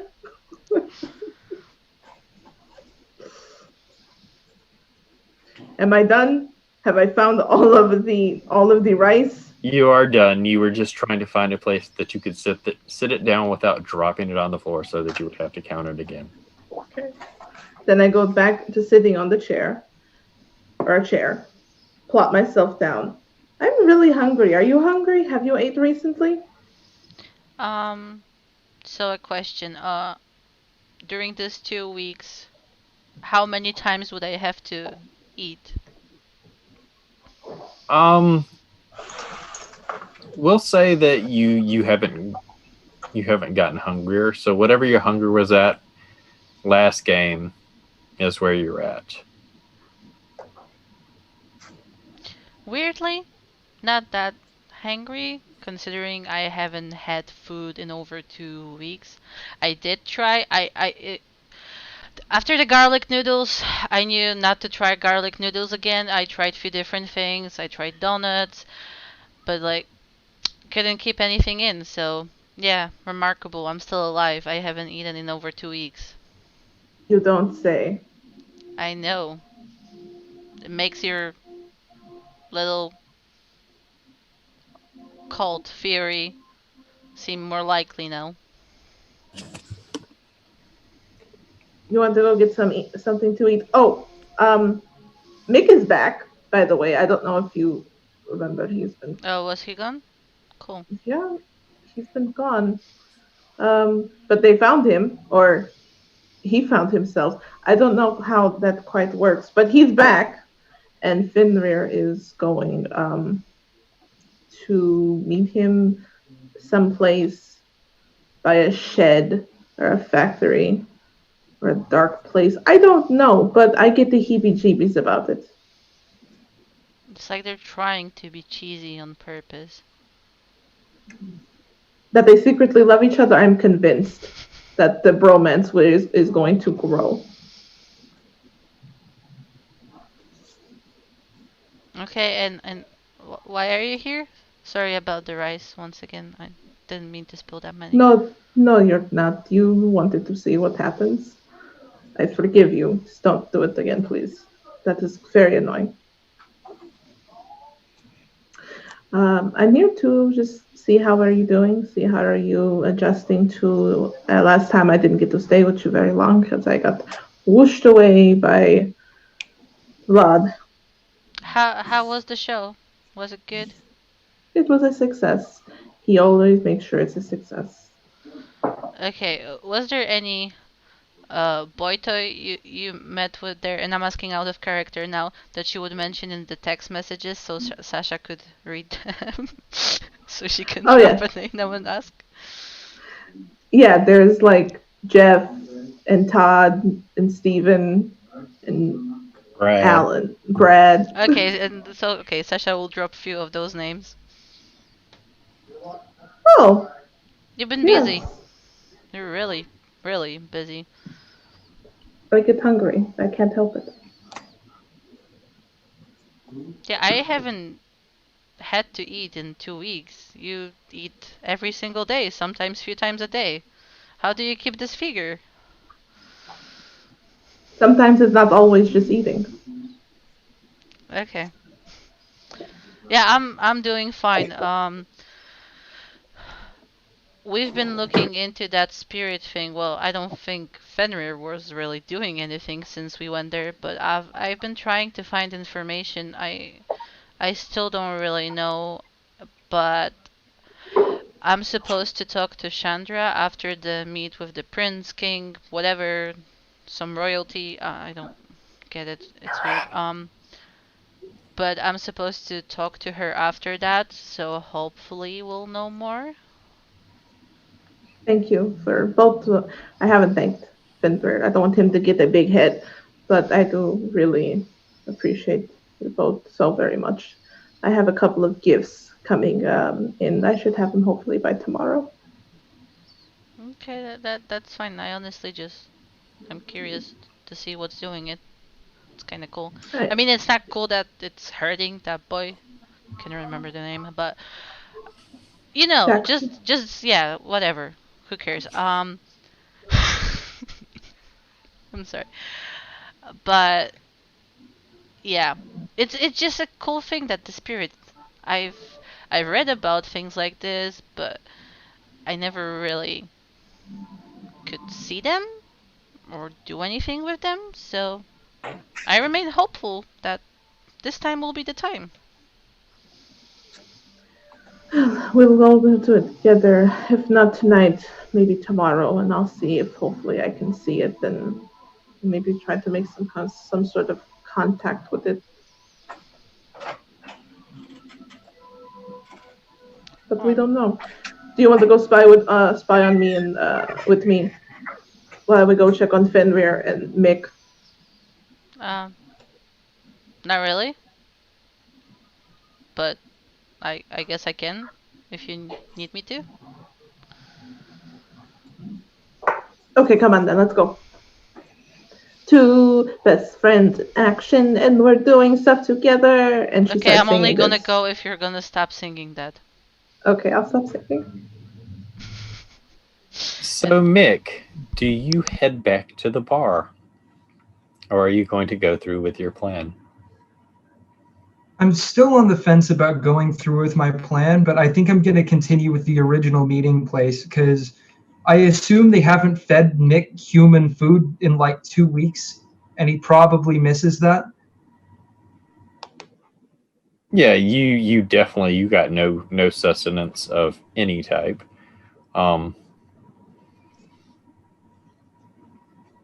So knowing that, Sasha and Gwen, are you going to wait and follow Fenrir when he leaves? Yes. Okay. Fenrir, it gets to be about that time where you know that you're supposed to go meet Mick. Okay. Yeah, I'll head in my truck. Gwen, give me a Dex stealth roll, please, to see if you're driving stealthy enough that Fenrir doesn't notice you. And Fenrir, give me a wits awareness roll, please. Okay. I've got it rolled. It is a 4 successes. Okay. Okay, let's see. I have nothing in stealth. 2 successes. Well, 3 successes, but one of them is a crit. Okay. So, still not enough. Which car are you driving tonight, Gwen? I would be driving the Escalade tonight. But it's also pink. Yeah. So Fenrir, you look in the rearview mirror of your truck as you're heading to the meeting place with Mick, and you see this loud pink Escalade I behind stop the truck and then I'll get out and start walking towards it. I stop. I'll go to the window and I'll tap on it. What I put the window down. What an unusual surprise meeting you here, Fenrir. Is that your truck? Yeah, this is the only one in London. I've seen plenty of them. I'm telling you. Next time you have to take one of them photos or selfies with it, with your selfie stick or some shit. What are you following me for? I'm clearly not following you. You're going in the direction that me and Sasha are going. Oh, okay. Hey, Sasha. Hey, Why is she following me? I don't know. She just asked me if I want to follow you. I said no, but she told me to come anyways. So you are following me. Alright, well, if you want to follow me, can you please not drive such a suspicious looking fucking car? I don't have a different color Escalade. It's pink. Then just get into my truck. Ew. Fine. Let me pull over. Have you sprayed it down a little bit? He starts to pull out a knife, or I can just slash your tires and you can't follow me at all. Okay. The tires are expensive. Please don't do that. He puts the knife away. Pulls. Yeah, let's go then. She pulls to the side. You can sit in the back since it's nice and airy back there. You can sit in the front if you want, Sasha. Gwen. And by the back, I mean the back outside the truck in the She's too back. thin. She's not gonna do that. We can. There's enough space for the two of us to sit in the front. Actually, no. I'm gonna sit in the back. On the second thought, or rather, sit in the back. I have I some don't know what practice you want to already. follow me for, anyways. I'm just gonna go pick up Mitch Mick. or Mike. Mick. Mick. Mac.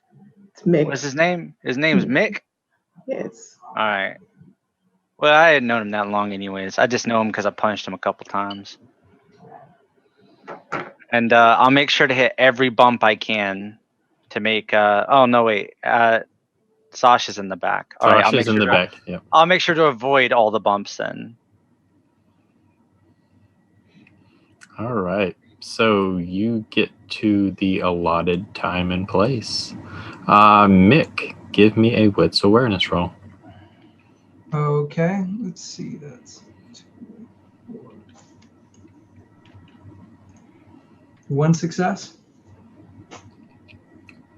It takes you a minute, but you notice Fenrir's truck.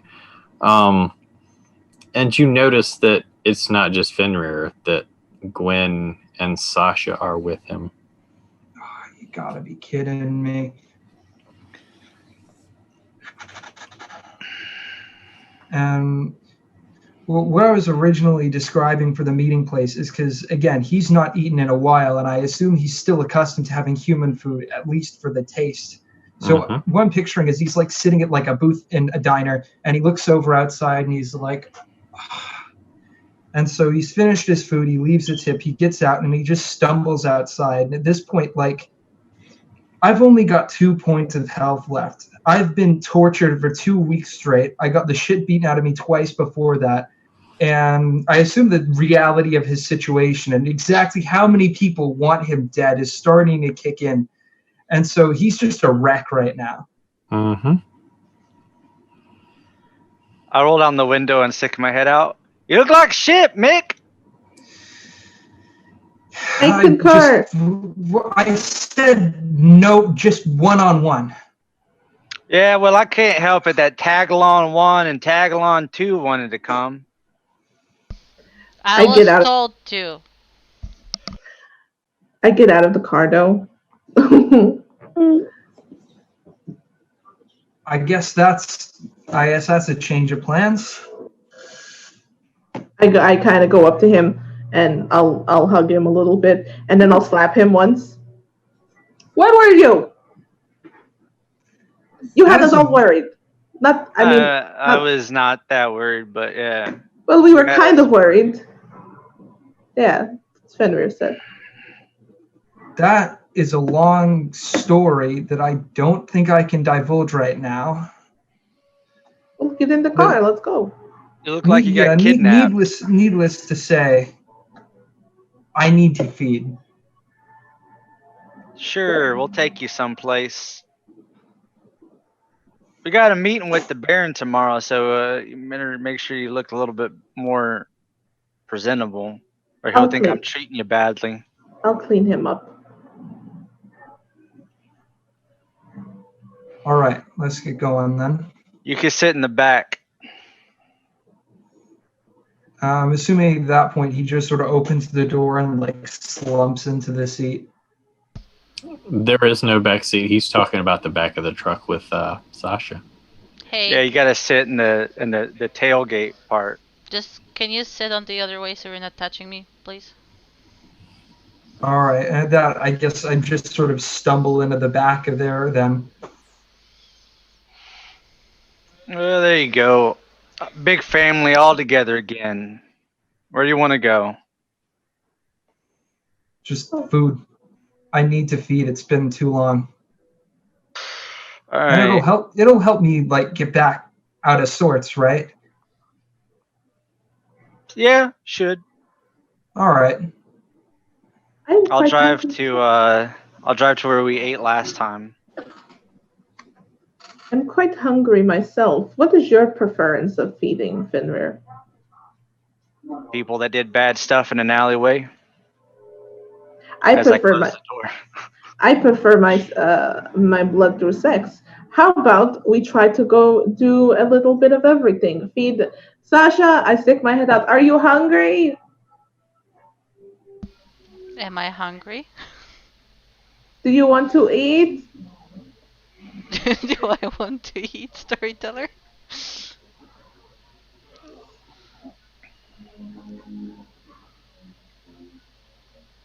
Jeremy? Sorry. I was answering an important text message. What was the question again? I'm sorry. Am I hungry at this point? And how hungry? Yeah, you could probably eat. What are you at, two hunger? I believe I was at 1 after I fed last time, and it hasn't changed since. Okay, so yeah, you're not hungry. I'm also at 1, so I'm not hungry either. I don't think I've ever failed a roll for hunger yet. Mick, you can make a rouse check, which is basically a hunger die. And anything below a 6 is a failure, and you get hungrier. To heal those superficial damage, 2 points.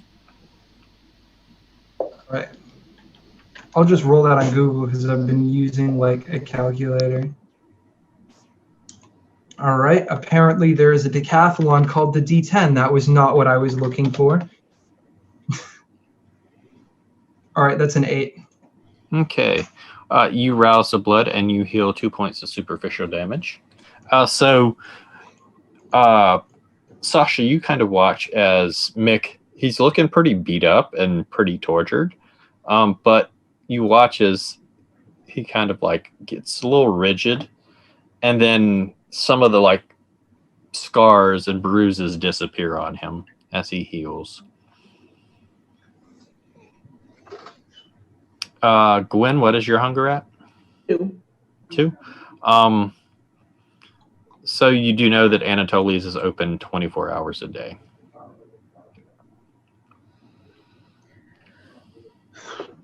Well, we could go to Anatoly's, but that's up to you guys. It is getting pretty late, though. I mean, I don't have a problem with it. I drop you off. I don't got much to do. I'm not very hungry. I can head home. I need to pick up my car. It's fine. I'll get some food tomorrow before I go see the Baron. I prefer to hunt. It's been a while. And what I mean that's by what you call it now. I mean, it's been like 2 days. It's been a while. I don't think I've eaten for a month. Well, boo for you. I guess the thrill of actually hunting down a man doing something wrong just makes it a lot more savorable. Prefer a man that's looking fine. It's also quite savorable. Apparently not. Everyone except for Elijah, roll me a composure resolve, please.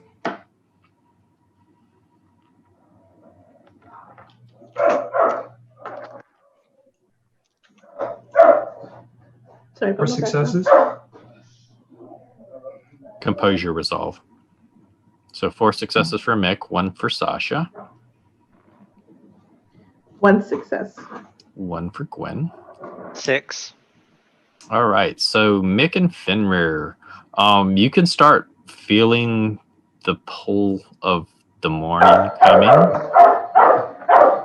but you're fine. You realize that you'll get somewhere in plenty of time. Sasha and Gwen, you're very uncomfortable that it's this close to sunrise and you aren't anywhere that you can get away from the sunlight yet. And you're starting to panic. Mick, you notice a kind of a panicked look on Sasha's face, and Fenrir, you notice a panicked look on Gwen's face. So seeing this panic, can I tell what's causing it since I sort of felt this as well? But I managed to fight it off? You're probably sure that it's the fact that you met Mick far away from your havens. Or not far away, but a decent distance away from your haven. Right. So close to sunrise. So it's probably Gwen a little worried that you're not going to make it somewhere safe. I tell Gwen, I say, calm down. Under the seat, there's a bag. Pull it out and put it on. And I look for this bag. I pull out the second one and I open the window if I see Sasha freaking out. You don't. You're too busy. Okay. Looking at her. On Gwen. Yep. Okay. Yeah. So I just tell her put the bag on. You'll be fine. We're really far away from our haven. It's a sun bag. You'll be fine. Don't worry about it. We gangrel use it all the time when we're out in the wilds. Okay. And I put the bag on. I try to put the bag on. And I'll try to drive a smidge faster, but not like breaking any real speed limits. Yeah, you get back to where Gwen's Escalade is. Right, get out. Thank you. And I give you back the bag. Sasha, do you want Finn to drop you off or? Well, are you gonna drop me off? Yeah, you live right by me. Okay Oh. then. I'll see you guys tomorrow. Bye. Hurry up, the spooky sun's coming. Where is Mick going to stay tonight? Am I able to make it back to his place or safely? Are you to Mick's place? Yeah. We're going to say no. Actually, you know what? Yes, we will say that. Yes, you will be able to make it. Due to the nature of you being at Thin Blood, you will make it back just in time. All right. Yeah, I'll drop him off wherever he needs to get dropped off, and then I'll take Sasha home. Make sure she gets inside before I go home. Okay, so Gwen, you get back to your haven. The call of the day puts you into torpor. Mick, you get dropped off. I'll come back to you after we get done with Sasha and Fenrir. Sasha, Fenrir drops you off at your apartment. You get inside. You lock the door, I assume. The 300 deadbolts and chain locks. And all that. You make sure that the curtains are drawn, and you go and you lay on your bed and you fall into torpor and sleep for the day. Fenrir, you get back to the bar and Garrett's and the boys are closing stuff up. He lets you know that Jackson did fine tonight. No episodes so far, or last night there were no episodes. And then you go to where you sleep during the day, and you. It's downstairs in the basement where there's no windows. Yep, you sleep down in the basement. Mick, I got like a 2-door system, man. I got like a door that I lock and then another door I close and lock. Mick, you get inside. You can feel the sunrise going, and there is on your coffee or on your table, your dining room table. There is a kind of a 6x6 box with a bow on top of it, sitting in the middle of your coffee table. I make my way over and I open it. As you open it up, there is a lot of tissue paper. And as you open it up, there sitting in the middle of this tissue paper is a finger with nicely with fingernail polish, nicely done nail. It appears to be a middle finger. And there's a card attached to it that says, "I told you if you did anything stupid that someone would pay." And the fingernail polish in the finger reminds you of someone very close to you. And as you read the last words, you fall to the ground as the daylight forces you into torpor.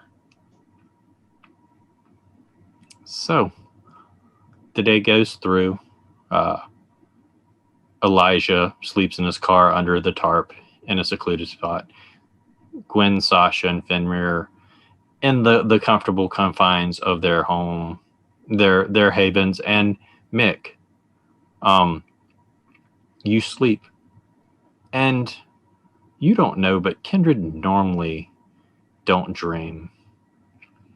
But you have what they call daymares.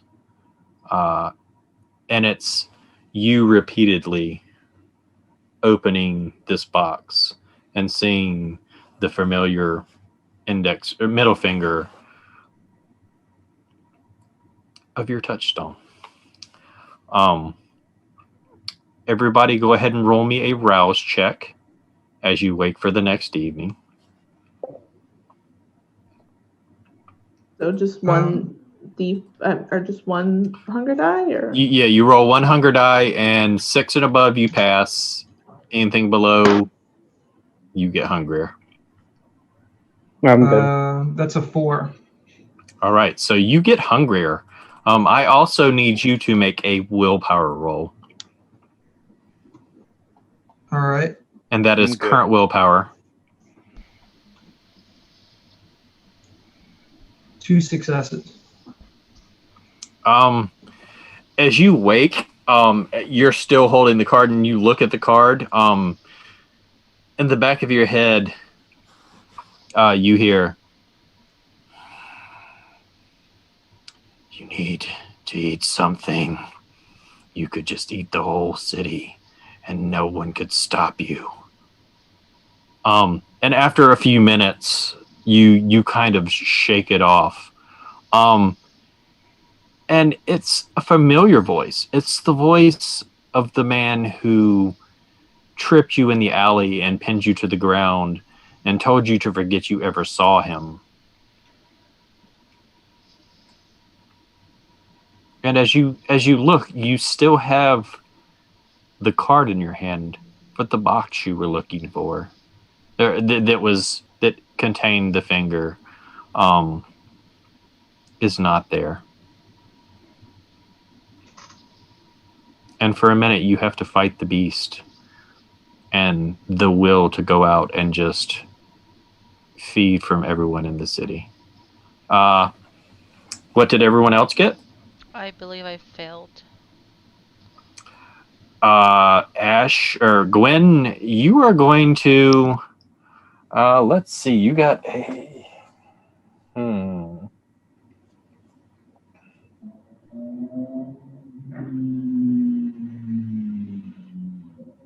I succeeded as always. As per protocol. Never hungry.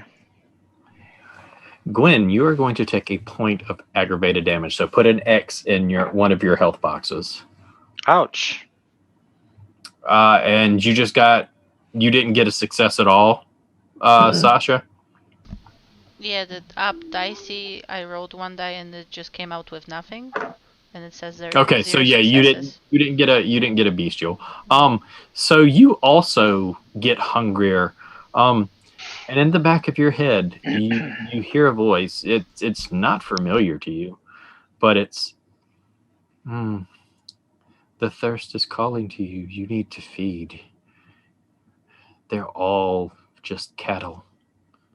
Just you could drink the whole city dry, and no one could stop you.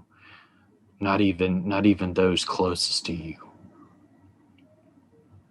And your hunger goes up by 1. So, Gwen, your hunger will also go up by 1 along with the aggravated damage. So you're now at 3 hunger. And Elijah? I got a 10. Okay, so you're good. You do not get hungrier. 10 bros. I got a 10 too. So Fenrir and Elijah, they both wake up and they feel rejuvenated, revived.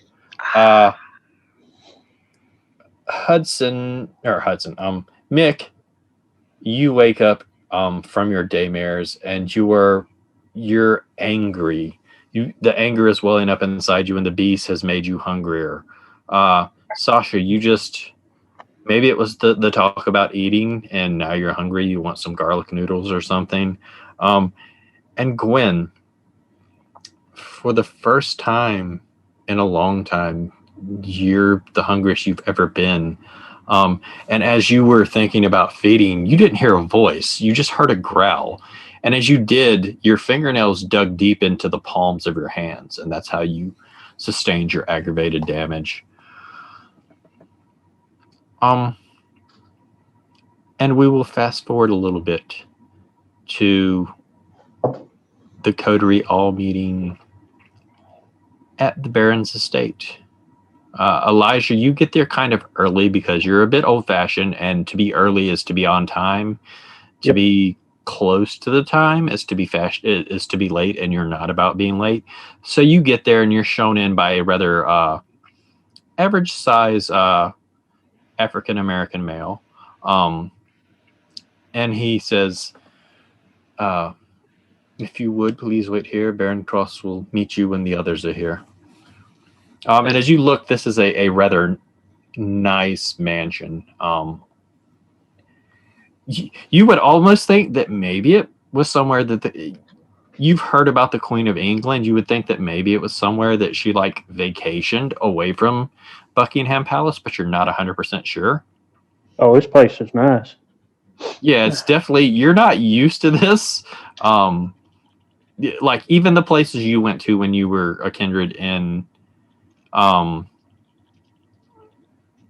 you're not really, back home, there were not fancy places like this. No.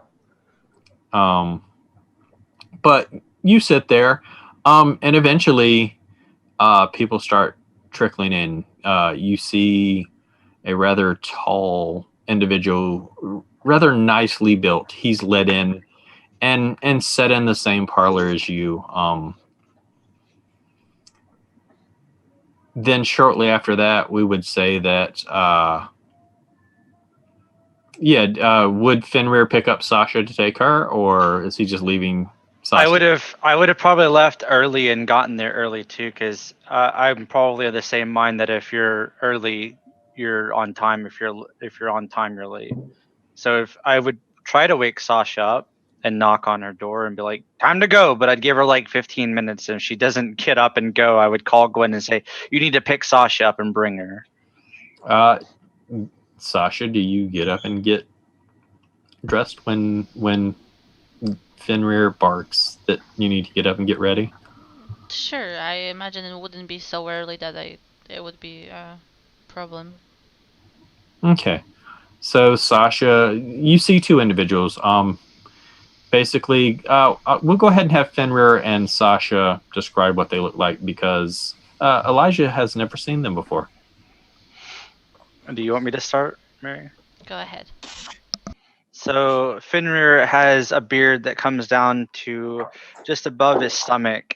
It's pretty well maintained and groomed and sort of combed, and it looks really nice. And his hair is sort of cut close to the scalp on the sides, but he has a sort of bit that comes back and is sort of tied into a smallish ponytail, which you can't really see in the image. He has a leather jacket that has some sigils of what you would imagine to be like Norse. He has tattoos on his hands and on some of the exposed skins on the side of his head that look like Norse symbols. He's fairly tall, standing about 7'2", and real built. He is very muscular, and he's probably wearing some jeans and some big black boots as well. And yeah, he walks in and starts taking all of his weapons off and handing them to the black man that's there and says, "I'm sorry about this. I keep forgetting," and he'll hand them over. And Sasha, she's quite petite and short. She's like 5'3". She has blonde hair that's a bit curly with a fringe. And she wears glasses. She has some piercings on her face. And she's wearing a nerdy t-shirt and a plated shirt. Looks like a nerd. She's just kind of staying behind, not really talking. All right. Go ahead and describe what Elijah looks like to them. At the moment, when Fenrir walks in, Elijah's just kind of sitting there with his hat sitting on his knee. He's dressed in like just simple like blue jeans, like and just like essentially like a white T-shirt currently, not like a dirty one, but just like a regular, just sort of T-shirt, pretty simple. He's sort of like is eyeing the one guy, but he's tall, muscular, but not overly so. He's mostly like lean, like someone who if he had to need to get up and run, he would. He's got a thick beard, but it's well trimmed. He's got a coal black hair and hazel eyes. And as soon as he notices that a woman walks into the room, he stands up and puts his hat up against his chest. It's sort of just like a customary as you do when a woman walks in, to be polite. She's just gonna give you a look like you're doing something crazy. Yes, Sasha, this is definitely something that is not from your culture. So seeing Elijah do this, you kind of look at him and you're like, okay, you're weird. Are you part of the cult too? And he'll just, as soon as she's like eyeballing, he'll be like, "Ma'am, it's a pleasure to meet you." And he'll like, "Name's Elijah O'Reilly." Hello. You in the cult too? Not that I'm aware of. The kindred cult? You seem weird. You seem to match that.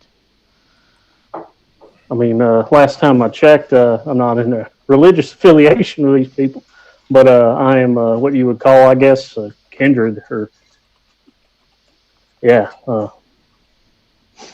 but I believe in the good Lord just like anybody else would, where I'm from. Okay. Nice to meet you too. And she's like keeping her distance. But it doesn't seem like it's about you. It just seems like it's about everyone that she keeps the distance from. I probably would be handing my last weapon to the poor guy, and I turn it over to him and go, "I don't pay her any mind. She's she just got recently turned." Don't pay me Yeah, I any can. man. Why? I'm still a person. For fuck's sake. Why do you have to be like this? Oh. God, you're such a fucking dick. I meant it more like. Never mind. And Elijah, Well. you're still kind of refined. So as Sasha like verbally like lashes out and is using profanity, this is all new to you. Yeah. You don't really watch like TikTok or YouTube or anything like that. So seeing a woman use this language is just kind of like, whoa.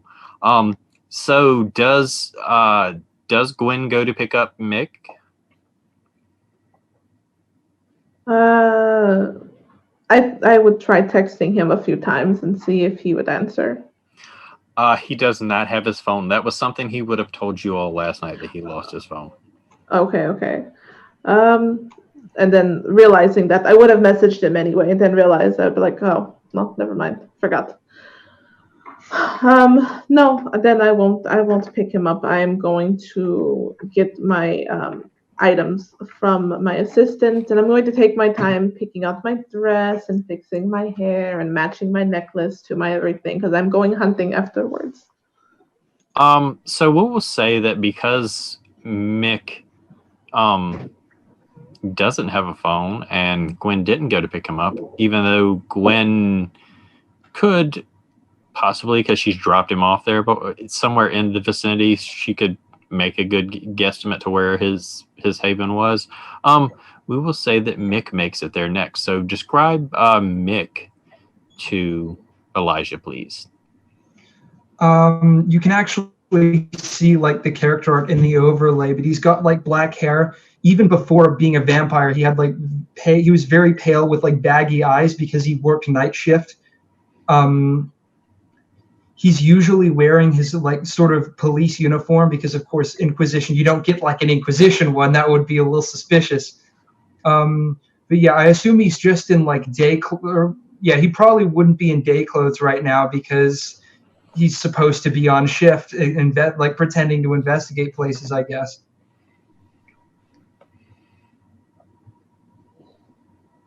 Howdy. I take it you're an officer? Yeah.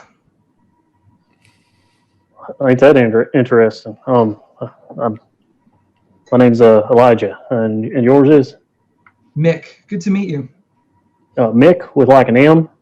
Yeah. Like Mickey Mouse. Oh, okay, I get that. All right. That's a new one. He basically looks like Harry Potter with like a combat in a police uniform. Yeah. And then last but not least, making it fashionably late as always, is Gwen. I'm so sorry, I'm late. The fucking traffic was just ridiculous. That's why you always leave 20 minutes early. I had to make a quick stop. I'm very sorry. And what, not pick up Mick? He didn't answer, and he had no phone. I didn't know. I couldn't have just sniffed him out like a wild animal. I mean, I probably could have, but that would ensue that I'm a wild animal, which I am no such thing. And why are you picking on me? I am very hungry and very on edge. And oh, hello, nice new person. Nice to meet you. Howdy. Nice to meet you as well. My name is Elijah. Nice to meet you. Very nice to meet you, Elijah. I am Gwendolyn von Vanderhilt. And what stands in front of you is she's about 5'4", but she's roughly about 5'8" because she is wearing some crazy tall thigh-high black boots. She has a short black dress on with a leather jacket, and she has long black hair, green eyes, and she is very pretty. Yeah, debatable. So as you are all getting through the niceties of introductions, a rather slender man with blonde hair kind of tucked back into a ponytail, dressed rather nicely, definitely very attractive. Kind of walks in. Fashionably late as always, Gwen. Those of you that are residents of the city, well, actually, Gwen and Fenrir would know this to be David Blake, who is kind of a personal assistant to the Baron of London. He basically greets all of the guests who are meeting with the Baron for the evening. And he'll kind of like look over you all. Sorry, Daniel. David. Yes. No manners, this one. I say as I sort of like give her a look.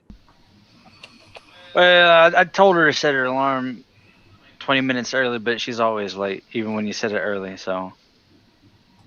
And Sasha will quickly take a picture of the dude and write his name down in her. So as you pull out your phone and you go to take a picture, you realize that as you take the picture, the picture is just a big inky black spot to where his face should be. The rest of the room comes out fine, but there's a inky black spot. Would I see her doing that?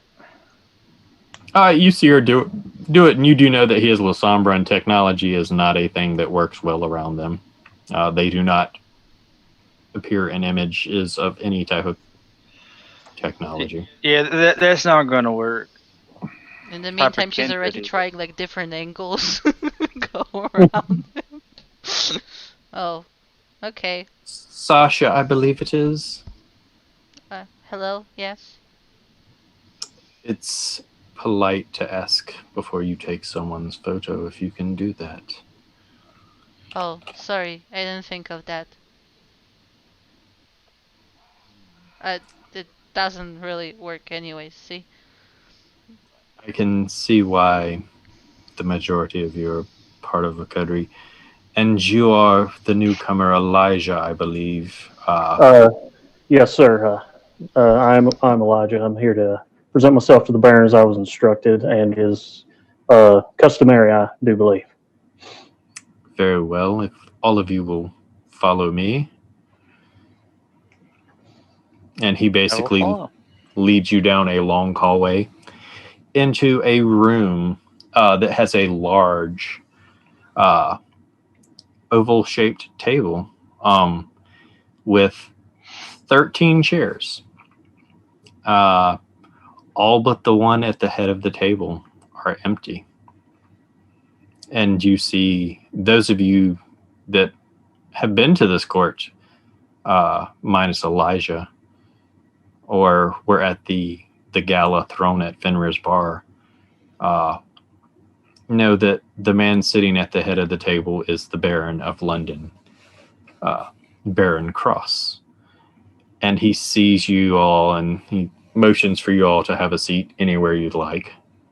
I'll sit as close to the Baron as possible. I'll take my usual seat. I'd probably be next to Fenrir since he's like my impromptu sire. I'll sit as far away as from anyone as possible. And where does Elijah sit?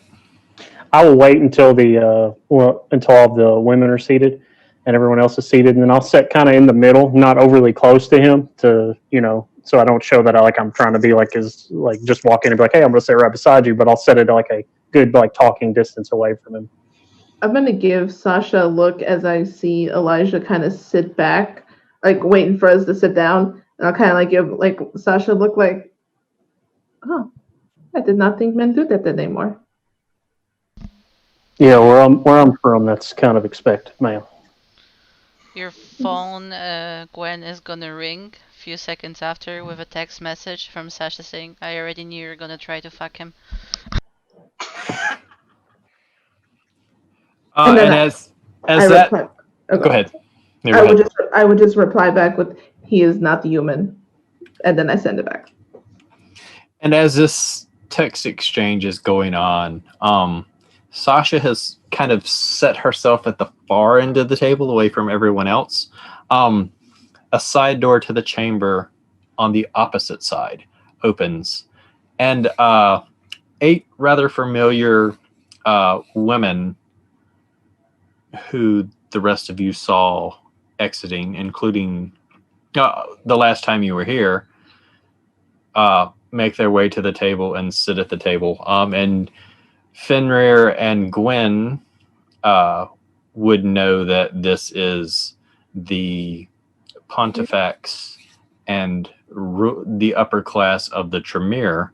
And they take their seat down at the end of the table with Sasha. Chandra sitting the closest. And Baron Cross looks up at you all and says, "There's a great deal of business that we need to attend to. Some pleasant, some unpleasant. We will start with the pleasantries. Elijah, I am honored to have you in my city. I understand you were new and we're trying to find a place to make your own. Were it any other baron, they would probably punish you for not coming directly to them.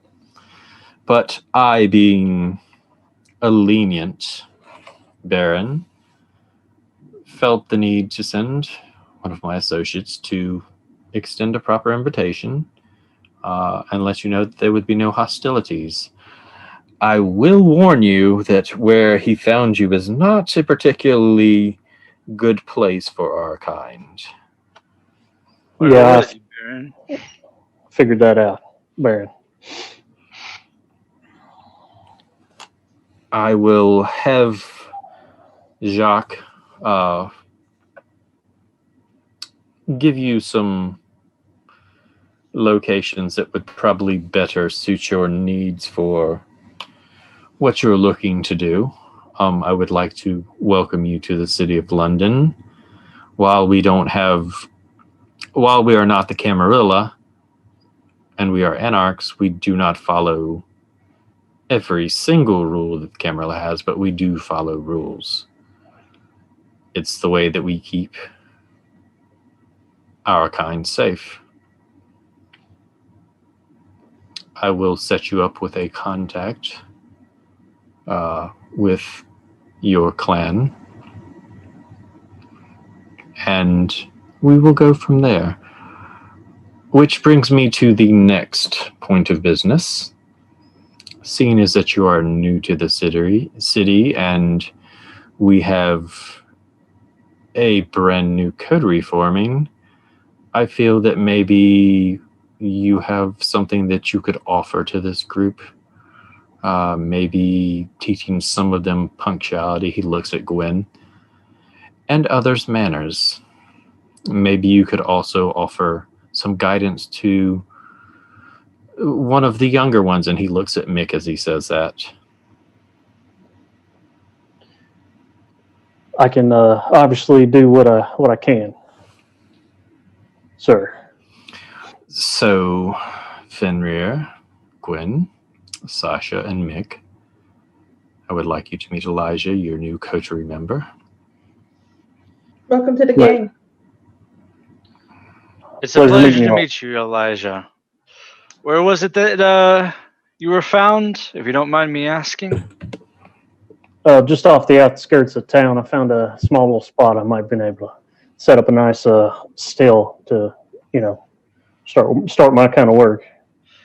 Still, well, we'll have to talk about that. I have a few friends that might be willing to give you a hand if you want. Be much appreciated. I mean, that can probably support it somehow, some way as well.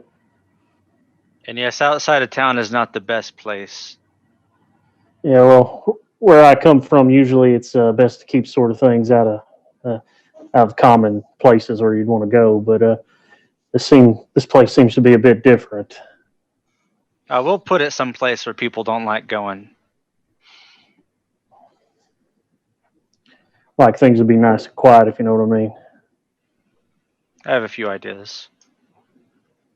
What clan are you a part of? I'm what you call one of them Bruja. Was the name I was told that's what I was. Ah. You definitely piqued her interest. Andre will be much appreciated to have some new blood to coordinate things with, so to speak. Which brings me to the non-niceties of things.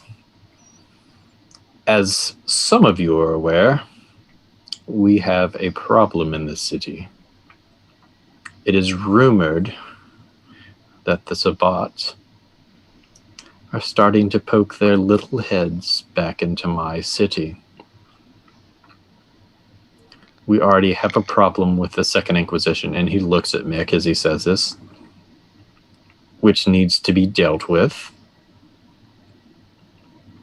But I'll be damned if I will let the Sabbat come and draw more of the Second Inquisition into my city to kill the people that I am charged to look over and to protect. Which brings me to the disheartening and very frustrating matter at hand. I held counsel with both the Tremere Chantry and the Coterie.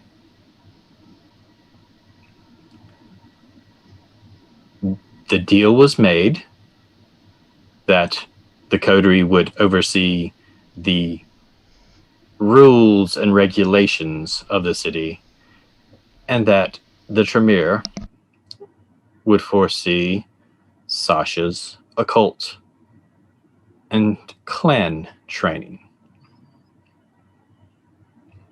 When I spoke to you, Fenrir, I told you that there was to be no retaliation toward Chandra, yet you went against my word, called, telling her that she owed you a blood debt.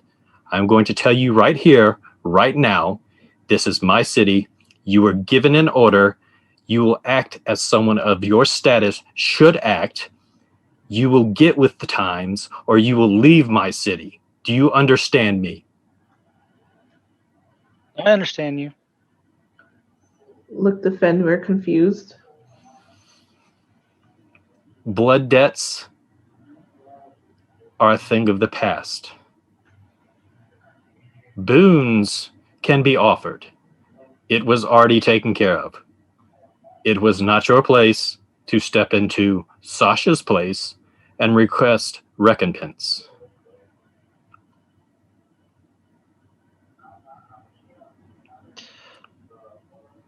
I disagree, but I already told you I gave you my word. You can stop talking I already now. said I'd give you my word, Baron.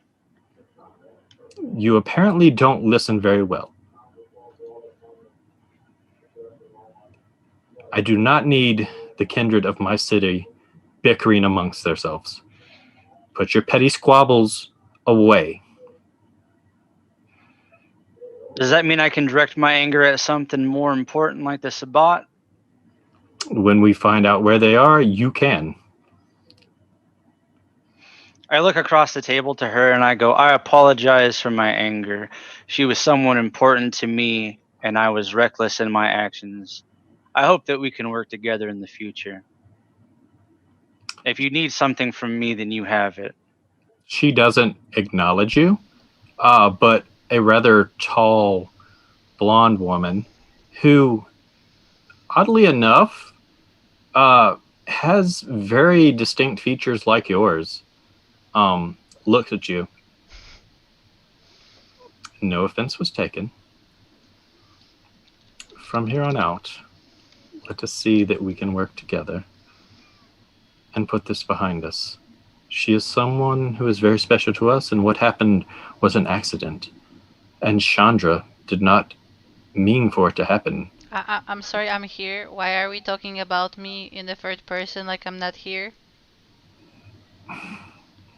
It's habit. Normally things like this are not done when the kindred involved is present. Generally the two parties that have a grievance talk it out amongst themselves, which we will get to. I do understand it was an accident, and I apologize. Where I come from, accidents happen, and we play the blood debt. I understand it's an old way, and perhaps I was more aggressive in my requesting of it than I intended to be. And I did make a promise to the Baron I would not do anything, and I haven't. And I keep my word. I apologize.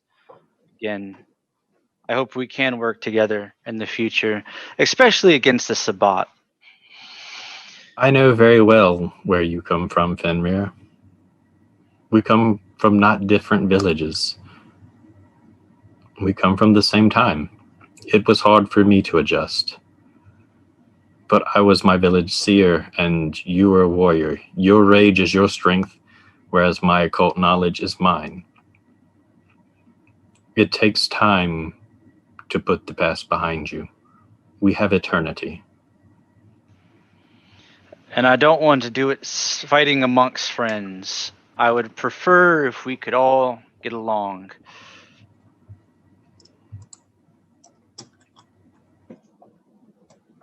That being said, Cross starts up.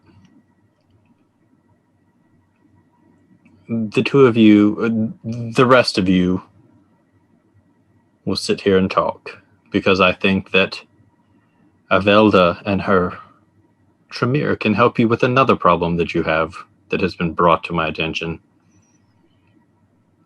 The spirit. What now? The long story, Mick. You've been gone for a minute, but I will explain it all to you. Okay. Ghosts are real. That's another one to process. Your former Second Inquisition. None of this should surprise you. I mean, they like to keep field operatives in the dark. I've not been sent against one of those yet. Quick rundown, Mick. Werewolves are real. Vampires are real. Ghosts are real. Mummies are real. It's all real, Mick. Witches. They prefer mages. Okay.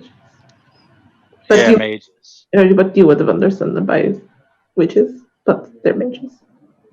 Fair enough.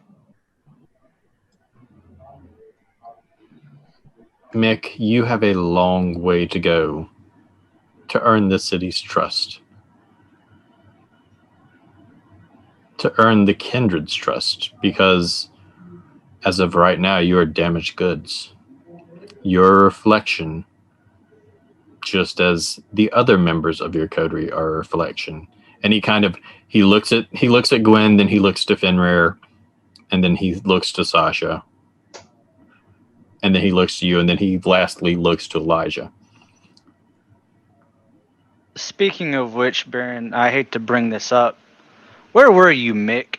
You just disappeared. Not that I don't trust you. I needed to do some field work away from the city. The Second Inquisition pulled me off for a special assignment. I would like to insight that. Yeah, the Baron's going to incite you too. So what is that again? I'm sorry. Wits plus insight. Would I be doing manipulation and what? Manipulation, subterfuge. All right.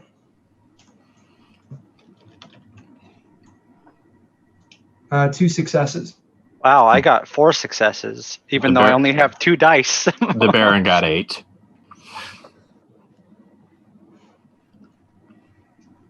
Baron's going to look at at Fenrir and then look to Mick. Don't lie to me, boy. Where were you really? That's a very dangerous question. And you're in a very dangerous room as a Second Inquisition member. Give him time, Fenrir. You gotta realize that if it was safe for me to answer that, I would answer that. But I can't. I just simply can't.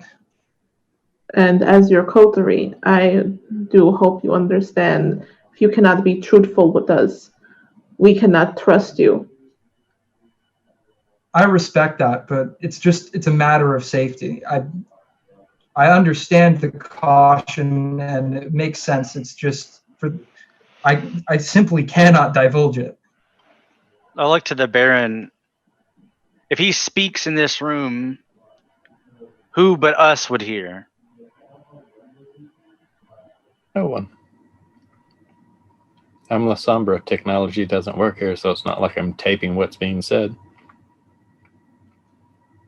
Anything beyond technology. You have nothing to fear. The Tremere is still in the room, correct? Yeah, they're all still there. May I be rude, and I do apologize, Baron Cross, but maybe he may not feel comfortable speaking his mind with everyone here.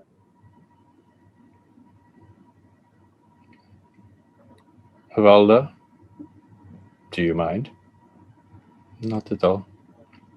And she will nod to everyone, including, she will look at you, and Valda will say, Sasha, come with us. We need to speak. We will return you when we are done. Right now? Yes, right now. I thought whatever. See you later, guys. And she'll leave with them. You do notice that as the Tremere get up to leave, Chandra puts herself in between Sasha and the rest of the Tremere.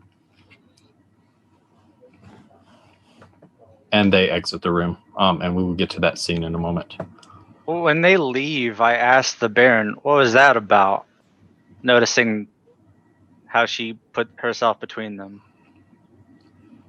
She is a guilt-stricken sire, and she will do anything to protect her child, even from her own clan.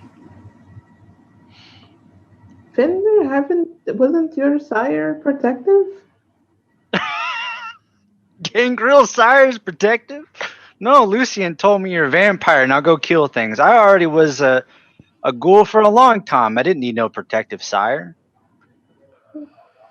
Things were much worse before the fall. Back when archpontifaxes ruled over the various continents, and the Tremere still... all Tremere were bound to the Seven. Yeah, they're different. Gangrel, we're just sort of, you're in the wild. Hunt for yourself, fend for yourself, but you got a clan, so... And the Baron's going to look at you, and I'm sorry for the harshness of my words. It's okay, Baron. I went against what you asked, and I was angry, but I didn't want to cause trouble. I felt bad. This had happened to her, and I wanted her to be compensated for it.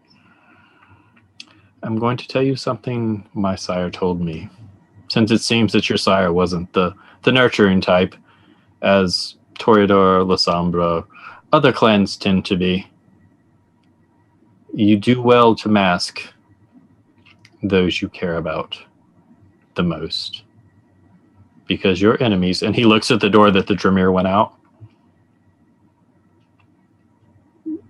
will use that against you.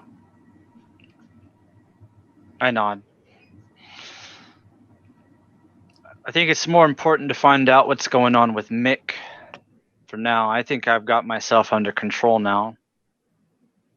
I will keep an eye on him. Or try to. Thin blood. Where were you? No lies. If I'm going to tell you, I need the word of everyone in this room that any consequences that come of this you will aid to either resolve or pay recompense for, because this is not something I can take lightly. I mean, I'll help you however I can, but I can't help you if I don't know. And if you can't be honest with them and you can't tell them, then why would they trust you? They would just assume throw you to whatever wolves you have taken yourself to or gotten mixed up in. I know where some pretty nice wolves are. You apparently only know the ones from the zoo. But if you're going to be in my city, you're going to be honest with your coterie, first and foremost. And I, as your baron, we cannot protect you from those that would do harm to you if you're not honest with us and you're not willing to openly lay it on the line. You are in my city and under my protection, but I will not protect you if you continue to lie and deceive your coterie and me. I respect that. Now, to explain what happened, I'm going to keep this simple. I woke up today with a package on my coffee table, and when I opened it, there was a finger, the severed finger of somebody that is very close to me. And I hope you understand what that implies. Oh, Mick, I'm so sorry. You have someone that has one of the people you care about? Yes. Make me a wits composure or resolve composure, please. All right.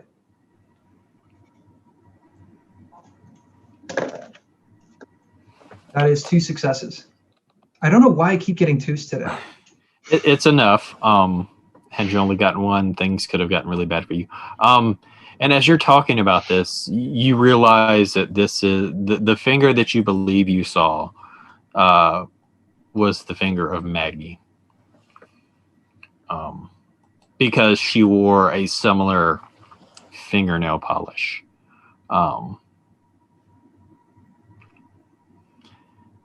And for a second, the beast tries to push forward and get you to lose control, to lash out at those around you. But you're able to reel it in.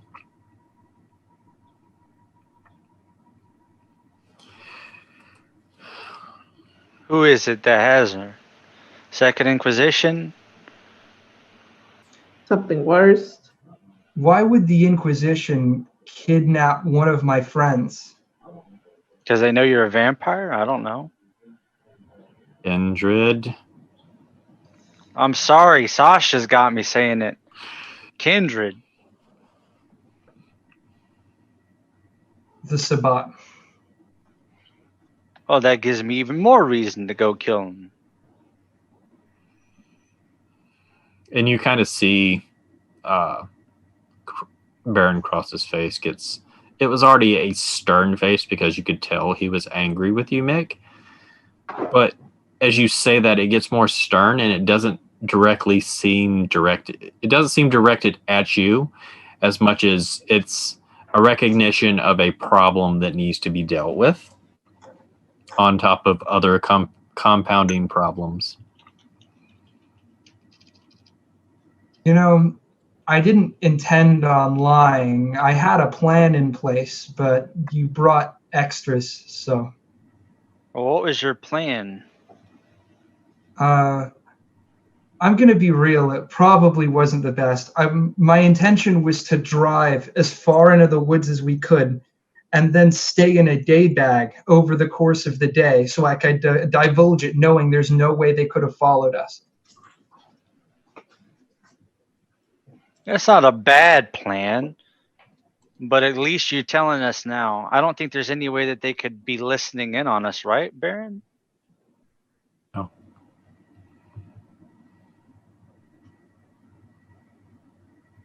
Don't worry.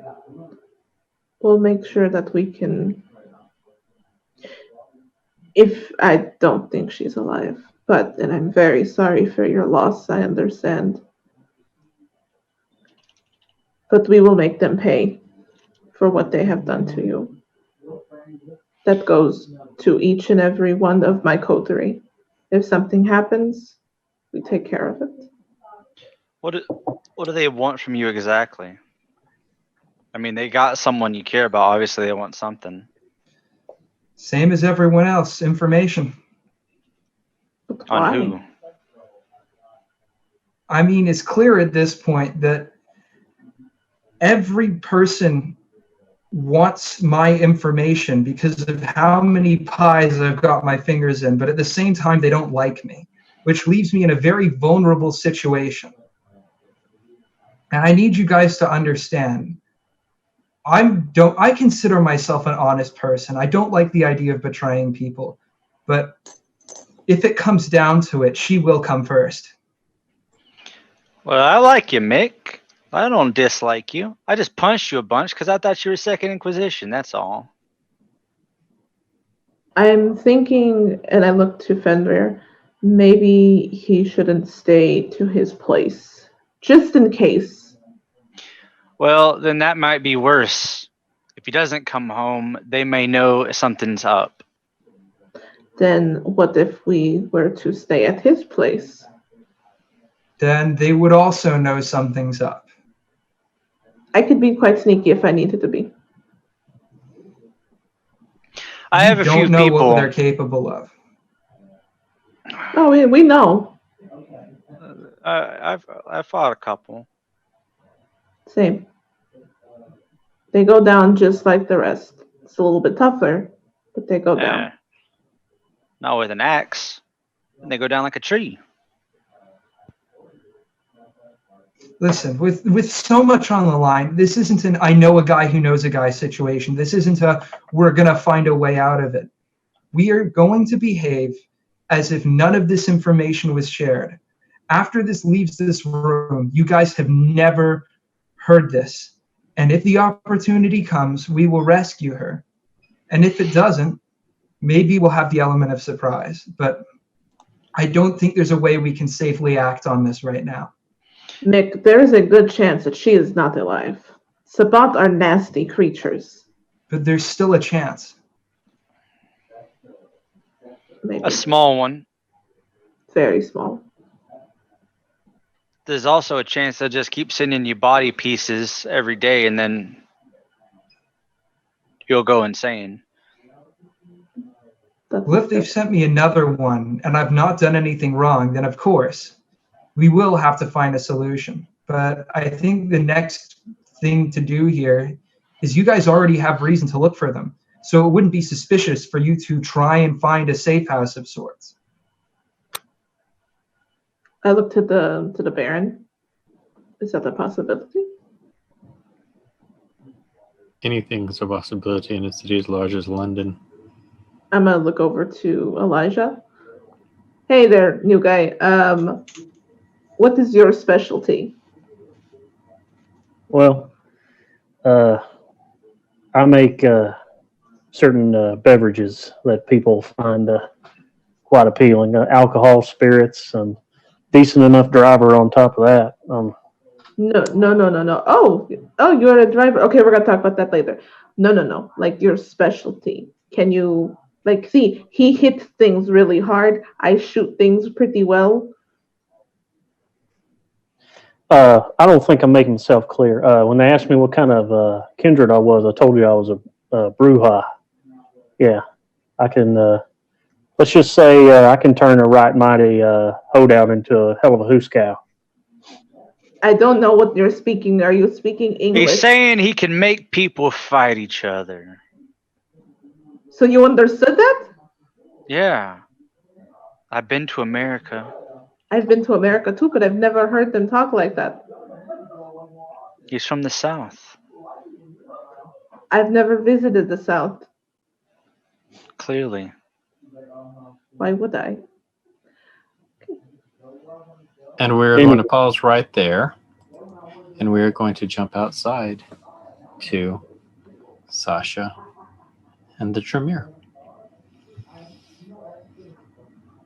So, Sasha, I want you to give me a wits awareness because you're not really paying attention, but you're paying attention.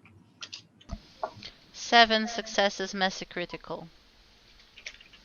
You notice the same thing as you were leaving the room. You noticed how everyone got up to leave, and you were one of the last ones to get up, but you noticed how Chandra wedged herself in between you and the other Tremere. And you get almost it's as if she's protecting you. And as you get outside, you actually go across the hall to another room that has a smaller table that is round. You will. They motion for you to sit down as they all sit down. I'm good. I'm gonna stand if that's alright. And she's just kind You of. will sit down, and we will talk as a clan.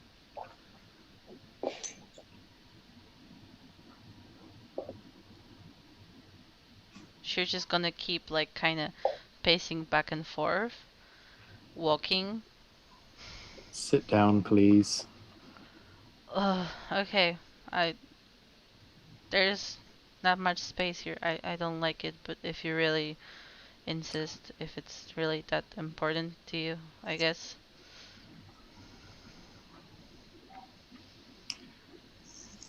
Your education in the ways of the Tremere and the ways of Karna will begin in 2 nights. You will spend a few hours each night with your sire, and Isvalda looks at Chandra. She will teach you the ways of blood sorcery. She will start your knowledge of the occult and the other supernaturals that we deal with, be it peacefully or unpeacefully. We will help you come up with the knowledge that you need to deal with this spirit. Okay. You are always to put your clan before your coterie. That is the way of the Tremere. No offense, but I don't even really know you. You will, as you spend time in the Chantry. But as a child of Karna, the clan comes before anything else.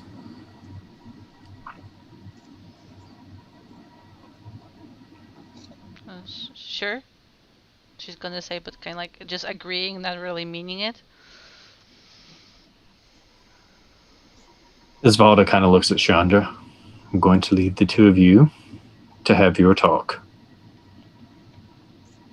Make it abundantly clear the importance that young Sasha plays in the Tremere now. And it's almost as if in unison, the other 7 Tremere get up at once and turn and exit the room.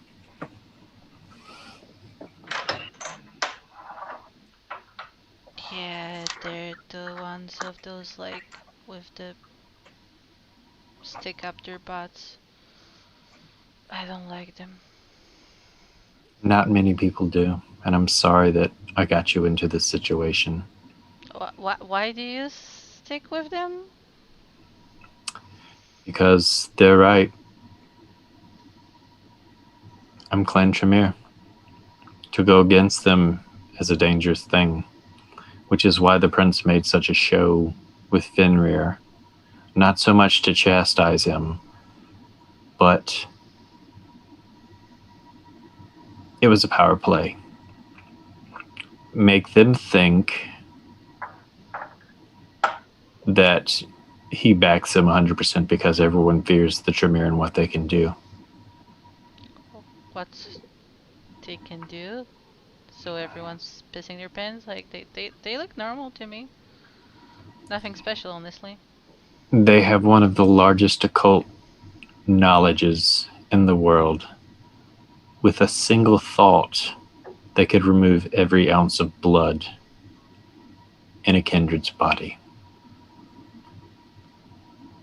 Okay, I can see why they would be pissing their pants, if that's a thing, really.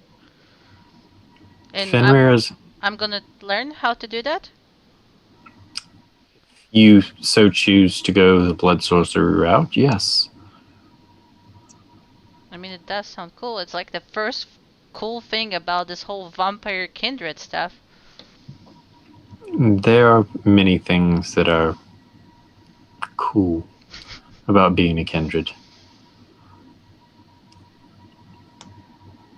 A lot of the clans think that after we lost so much during the first fall of London, that we're weakened. We're dangerous. And when there's infighting amongst the Anarchs or the Camarilla, it's better that the infighting not be amongst people who have similar goals. So Baron Cross was forceful in extending an olive branch and a solution that Isvalda could not disagree with.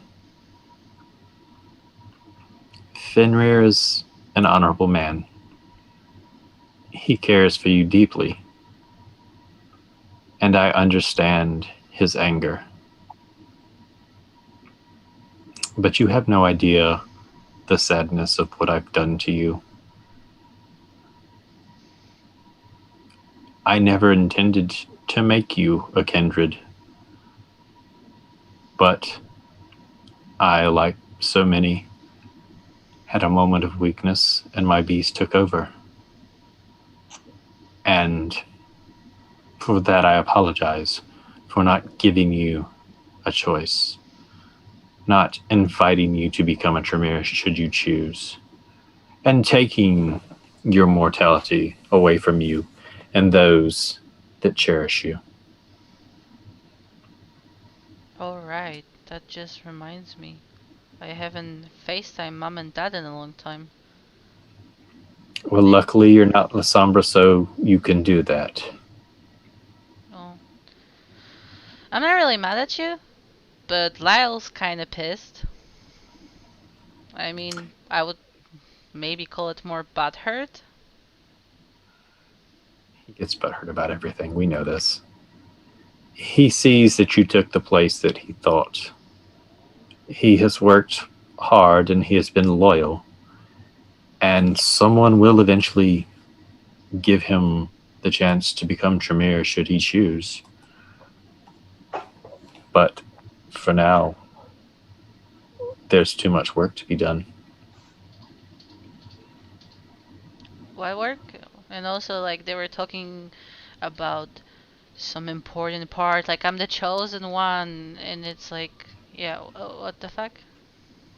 Every Tremere is a chosen one, whether it's done through what happened with me, or whether it's done the way it used to be done, was that when you were embraced, you drank from the seven and became bloodbound. We can no longer bond another kindred to us like the rest of our brethren and sisters. But just like Fenrir has found it hard to change from his ways as easy as Isvalda did, the Tremere are still set in their old ways where clan is more important than friends or loved ones.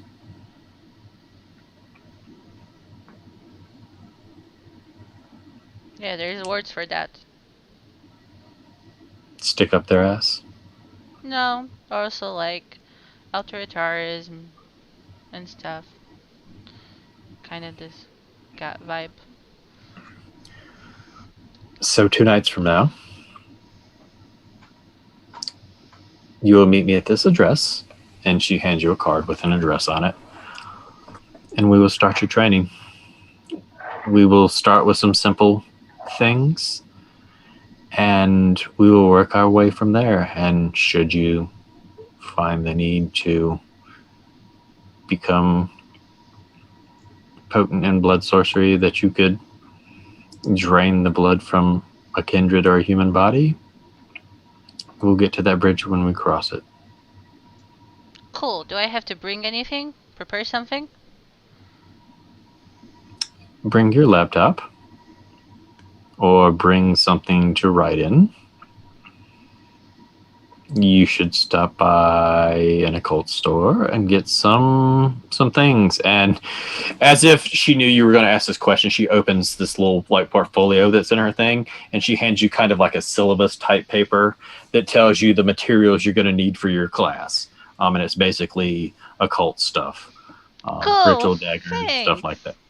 She's like, for the first time, to anyone here, at least looks like an excited kid. I thought this would make you happy. Now, if you'll excuse me, I have to go get yelled at. Sorry about that. See ya. And she gets up and she exits out the door that the other Tremere exited out of. And you're in the room by yourself for a moment. And then an old woman steps from the shadows.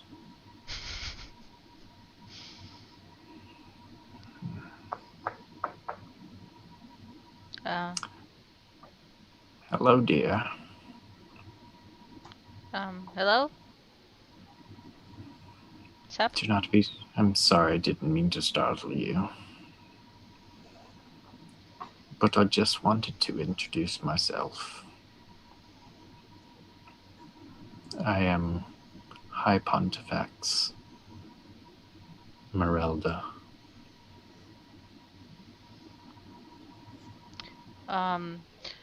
I've been informed that it's polite to ask people to take their picture before, and I'm not really gonna remember you otherwise, so can I take a picture if it's important to you that I remember you?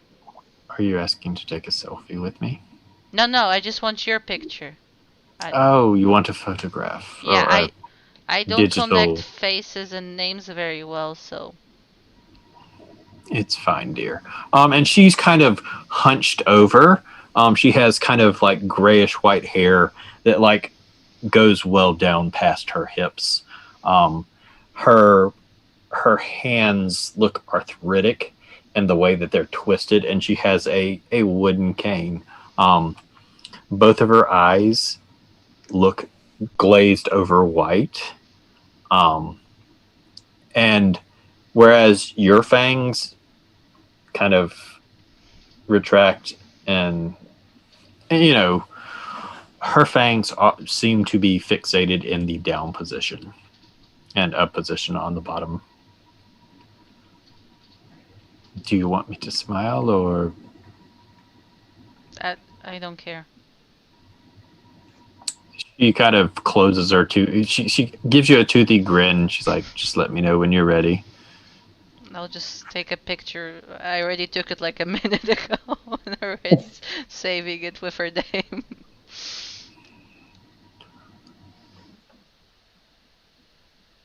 Learn all you can from your sire. Am I supposed to know who you are? I don't know the cult like ringleaders and the celebrities here, so I'm sorry. Oh, I am not ministry, so I'm not part of a cult. I am part of House Tremere. I am the highest you can get in the Tremere hierarchy. And while Isfelda is right, clan is important, it is not the most important. We wage a war on so many fronts, and the Tremere are distrusted by all kindred. Oh, We need to change that. And that's what you, little Rose, are going to do. me? You're the leader. You want to change them, change them. Just tell them to pull the sticks out of their butts. Change comes from within, not from above.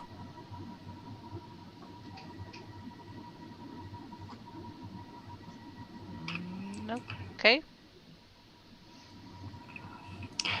And as this conversation goes on for a little bit, the camera kind of backs away and kind of locks on the both of you talking, and then it slowly drifts over to the other room where a conversation is still going on about the Sabbat and what Mick has enlightened everyone with. And that's where we're going to end tonight's episode. I know that Ash says she wanted to do one or two things before we ended. It's fine. It's fine. No worries. Okay. We will pick up with that next week because we've already gone over by like 25 minutes. Cool. So Really fun episode. I'm enjoying this. You guys did well. You guys have gotten some information. You have a new coterie member. Welcome. You're going to have a real good spot with me, man. I own a bar. Oh, nice. We'll work it out. You give me the alcohol, I'll get you the customers. There was a bit of punishment, scolding, and a whole lot of knowledge passed on to several characters. There's thread after thread to be tugged upon to try to start unraveling this mystery and what's going on. Well, I really enjoyed the session, everyone. It was super fun. fun. Yeah, it was great.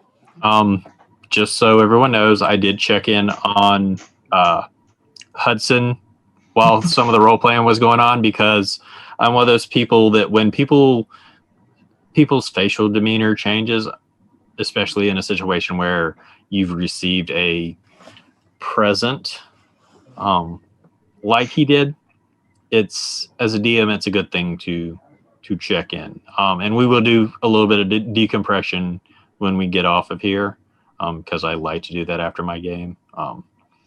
But always, as a storyteller, DM, GM, check on your players. I've only played a few games with these players, but Ted being our newest player, so I don't really know his mannerisms and facial expressions as much as I do the other four. So I will eventually get to that, but always check in on your players. You always want to make sure that everything is cool with them, that you haven't crossed a boundary or upset them or like really mentally scarred them. That's why we do the disclaimer at the beginning. So look out for the people that play in your games. And let's just make the world a better place. So we're going to... We generally tell who we are and what we do at the beginning, but we've been doing it at the end because it's a nice little way. A lot of shows do that.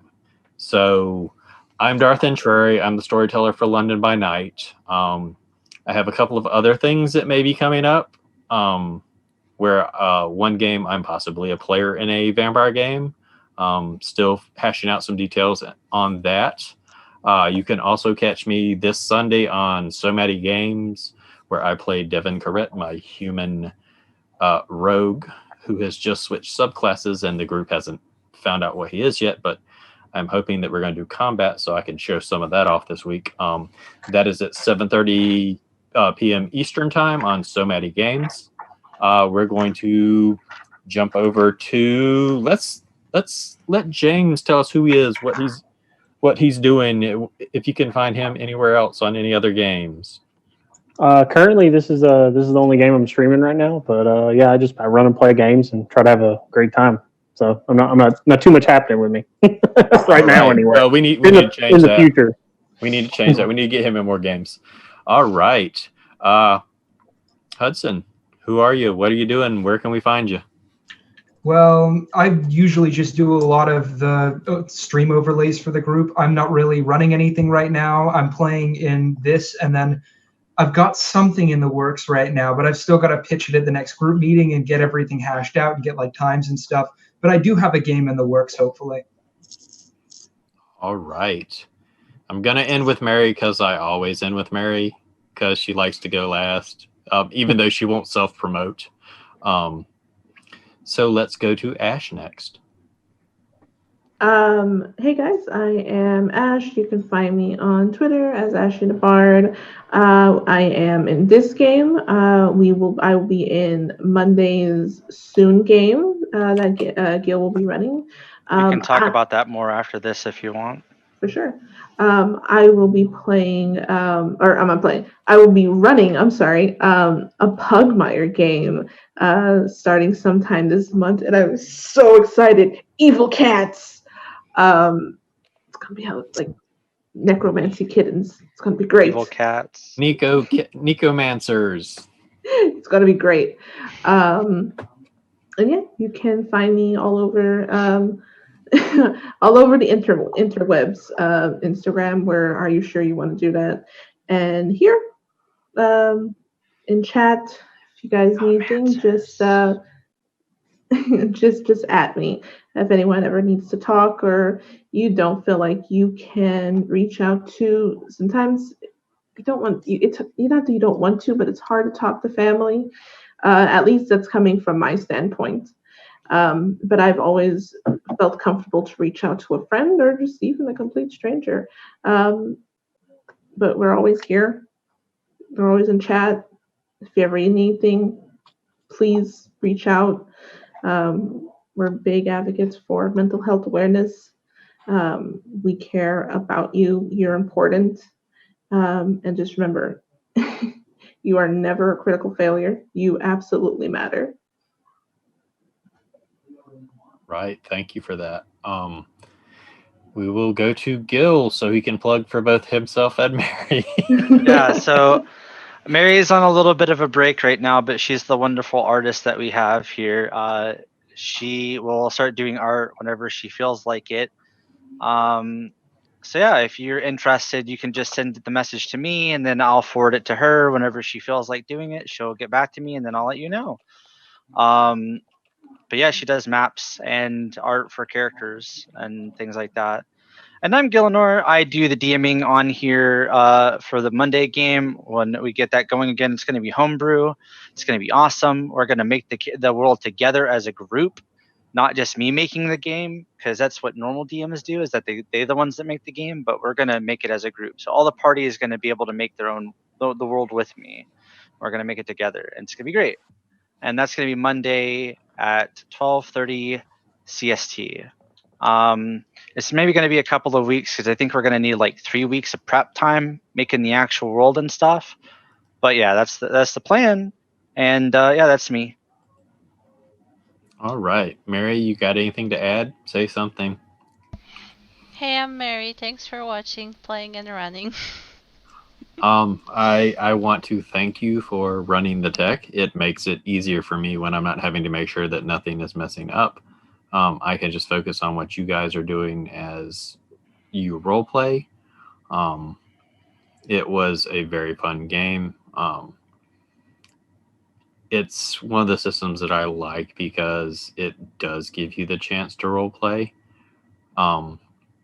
More than say D&D, because D&D is more math, throwing math rocks and hitting things, whereas you could go who knows how many sessions, but you definitely have done an amazing job as our tech person, and I am very appreciative of you and everyone that is in this game. I am enjoying weaving this story as we throw in things that are involved in your characters, and some things are going to come to light. I've worked some things in. We will eventually start having some guest appearances, and as of right now, I believe the amazing and talented and beautiful Ellie Collins will be our first guest on February 26th. Yes. So Nice. definitely tune in for that. I am super ecstatic to actually have her in my game because I played in her game during Jasper's game day, and I'm literally on, like, it's been over a week. It's a week and a day, and I'm still on a high from that game. It's like, I want to play with those people again because they were so good, and Ellie's storytelling style is so amazing and so elegant. She is an amazing person. So if you don't follow them, go follow Atlanta by Night, Ellie Collins, Zachary Vardo. I can't remember everybody else's names because I'm drawing a blank right now, but go follow them on social media. Go give their YouTube, their Twitch channel a like, because I do believe Ellie is going to be doing more with us in the future. I can't 100% say for sure, but I hope so, because I hope she runs a continuation of the game we ran, because those characters were fun to play. I actually got to play Daddy Vampire as opposed to my emo boy. But that's enough. That's why we call you Papa Vamp. This is true. I am gifted to have such amazing and talented players in this game.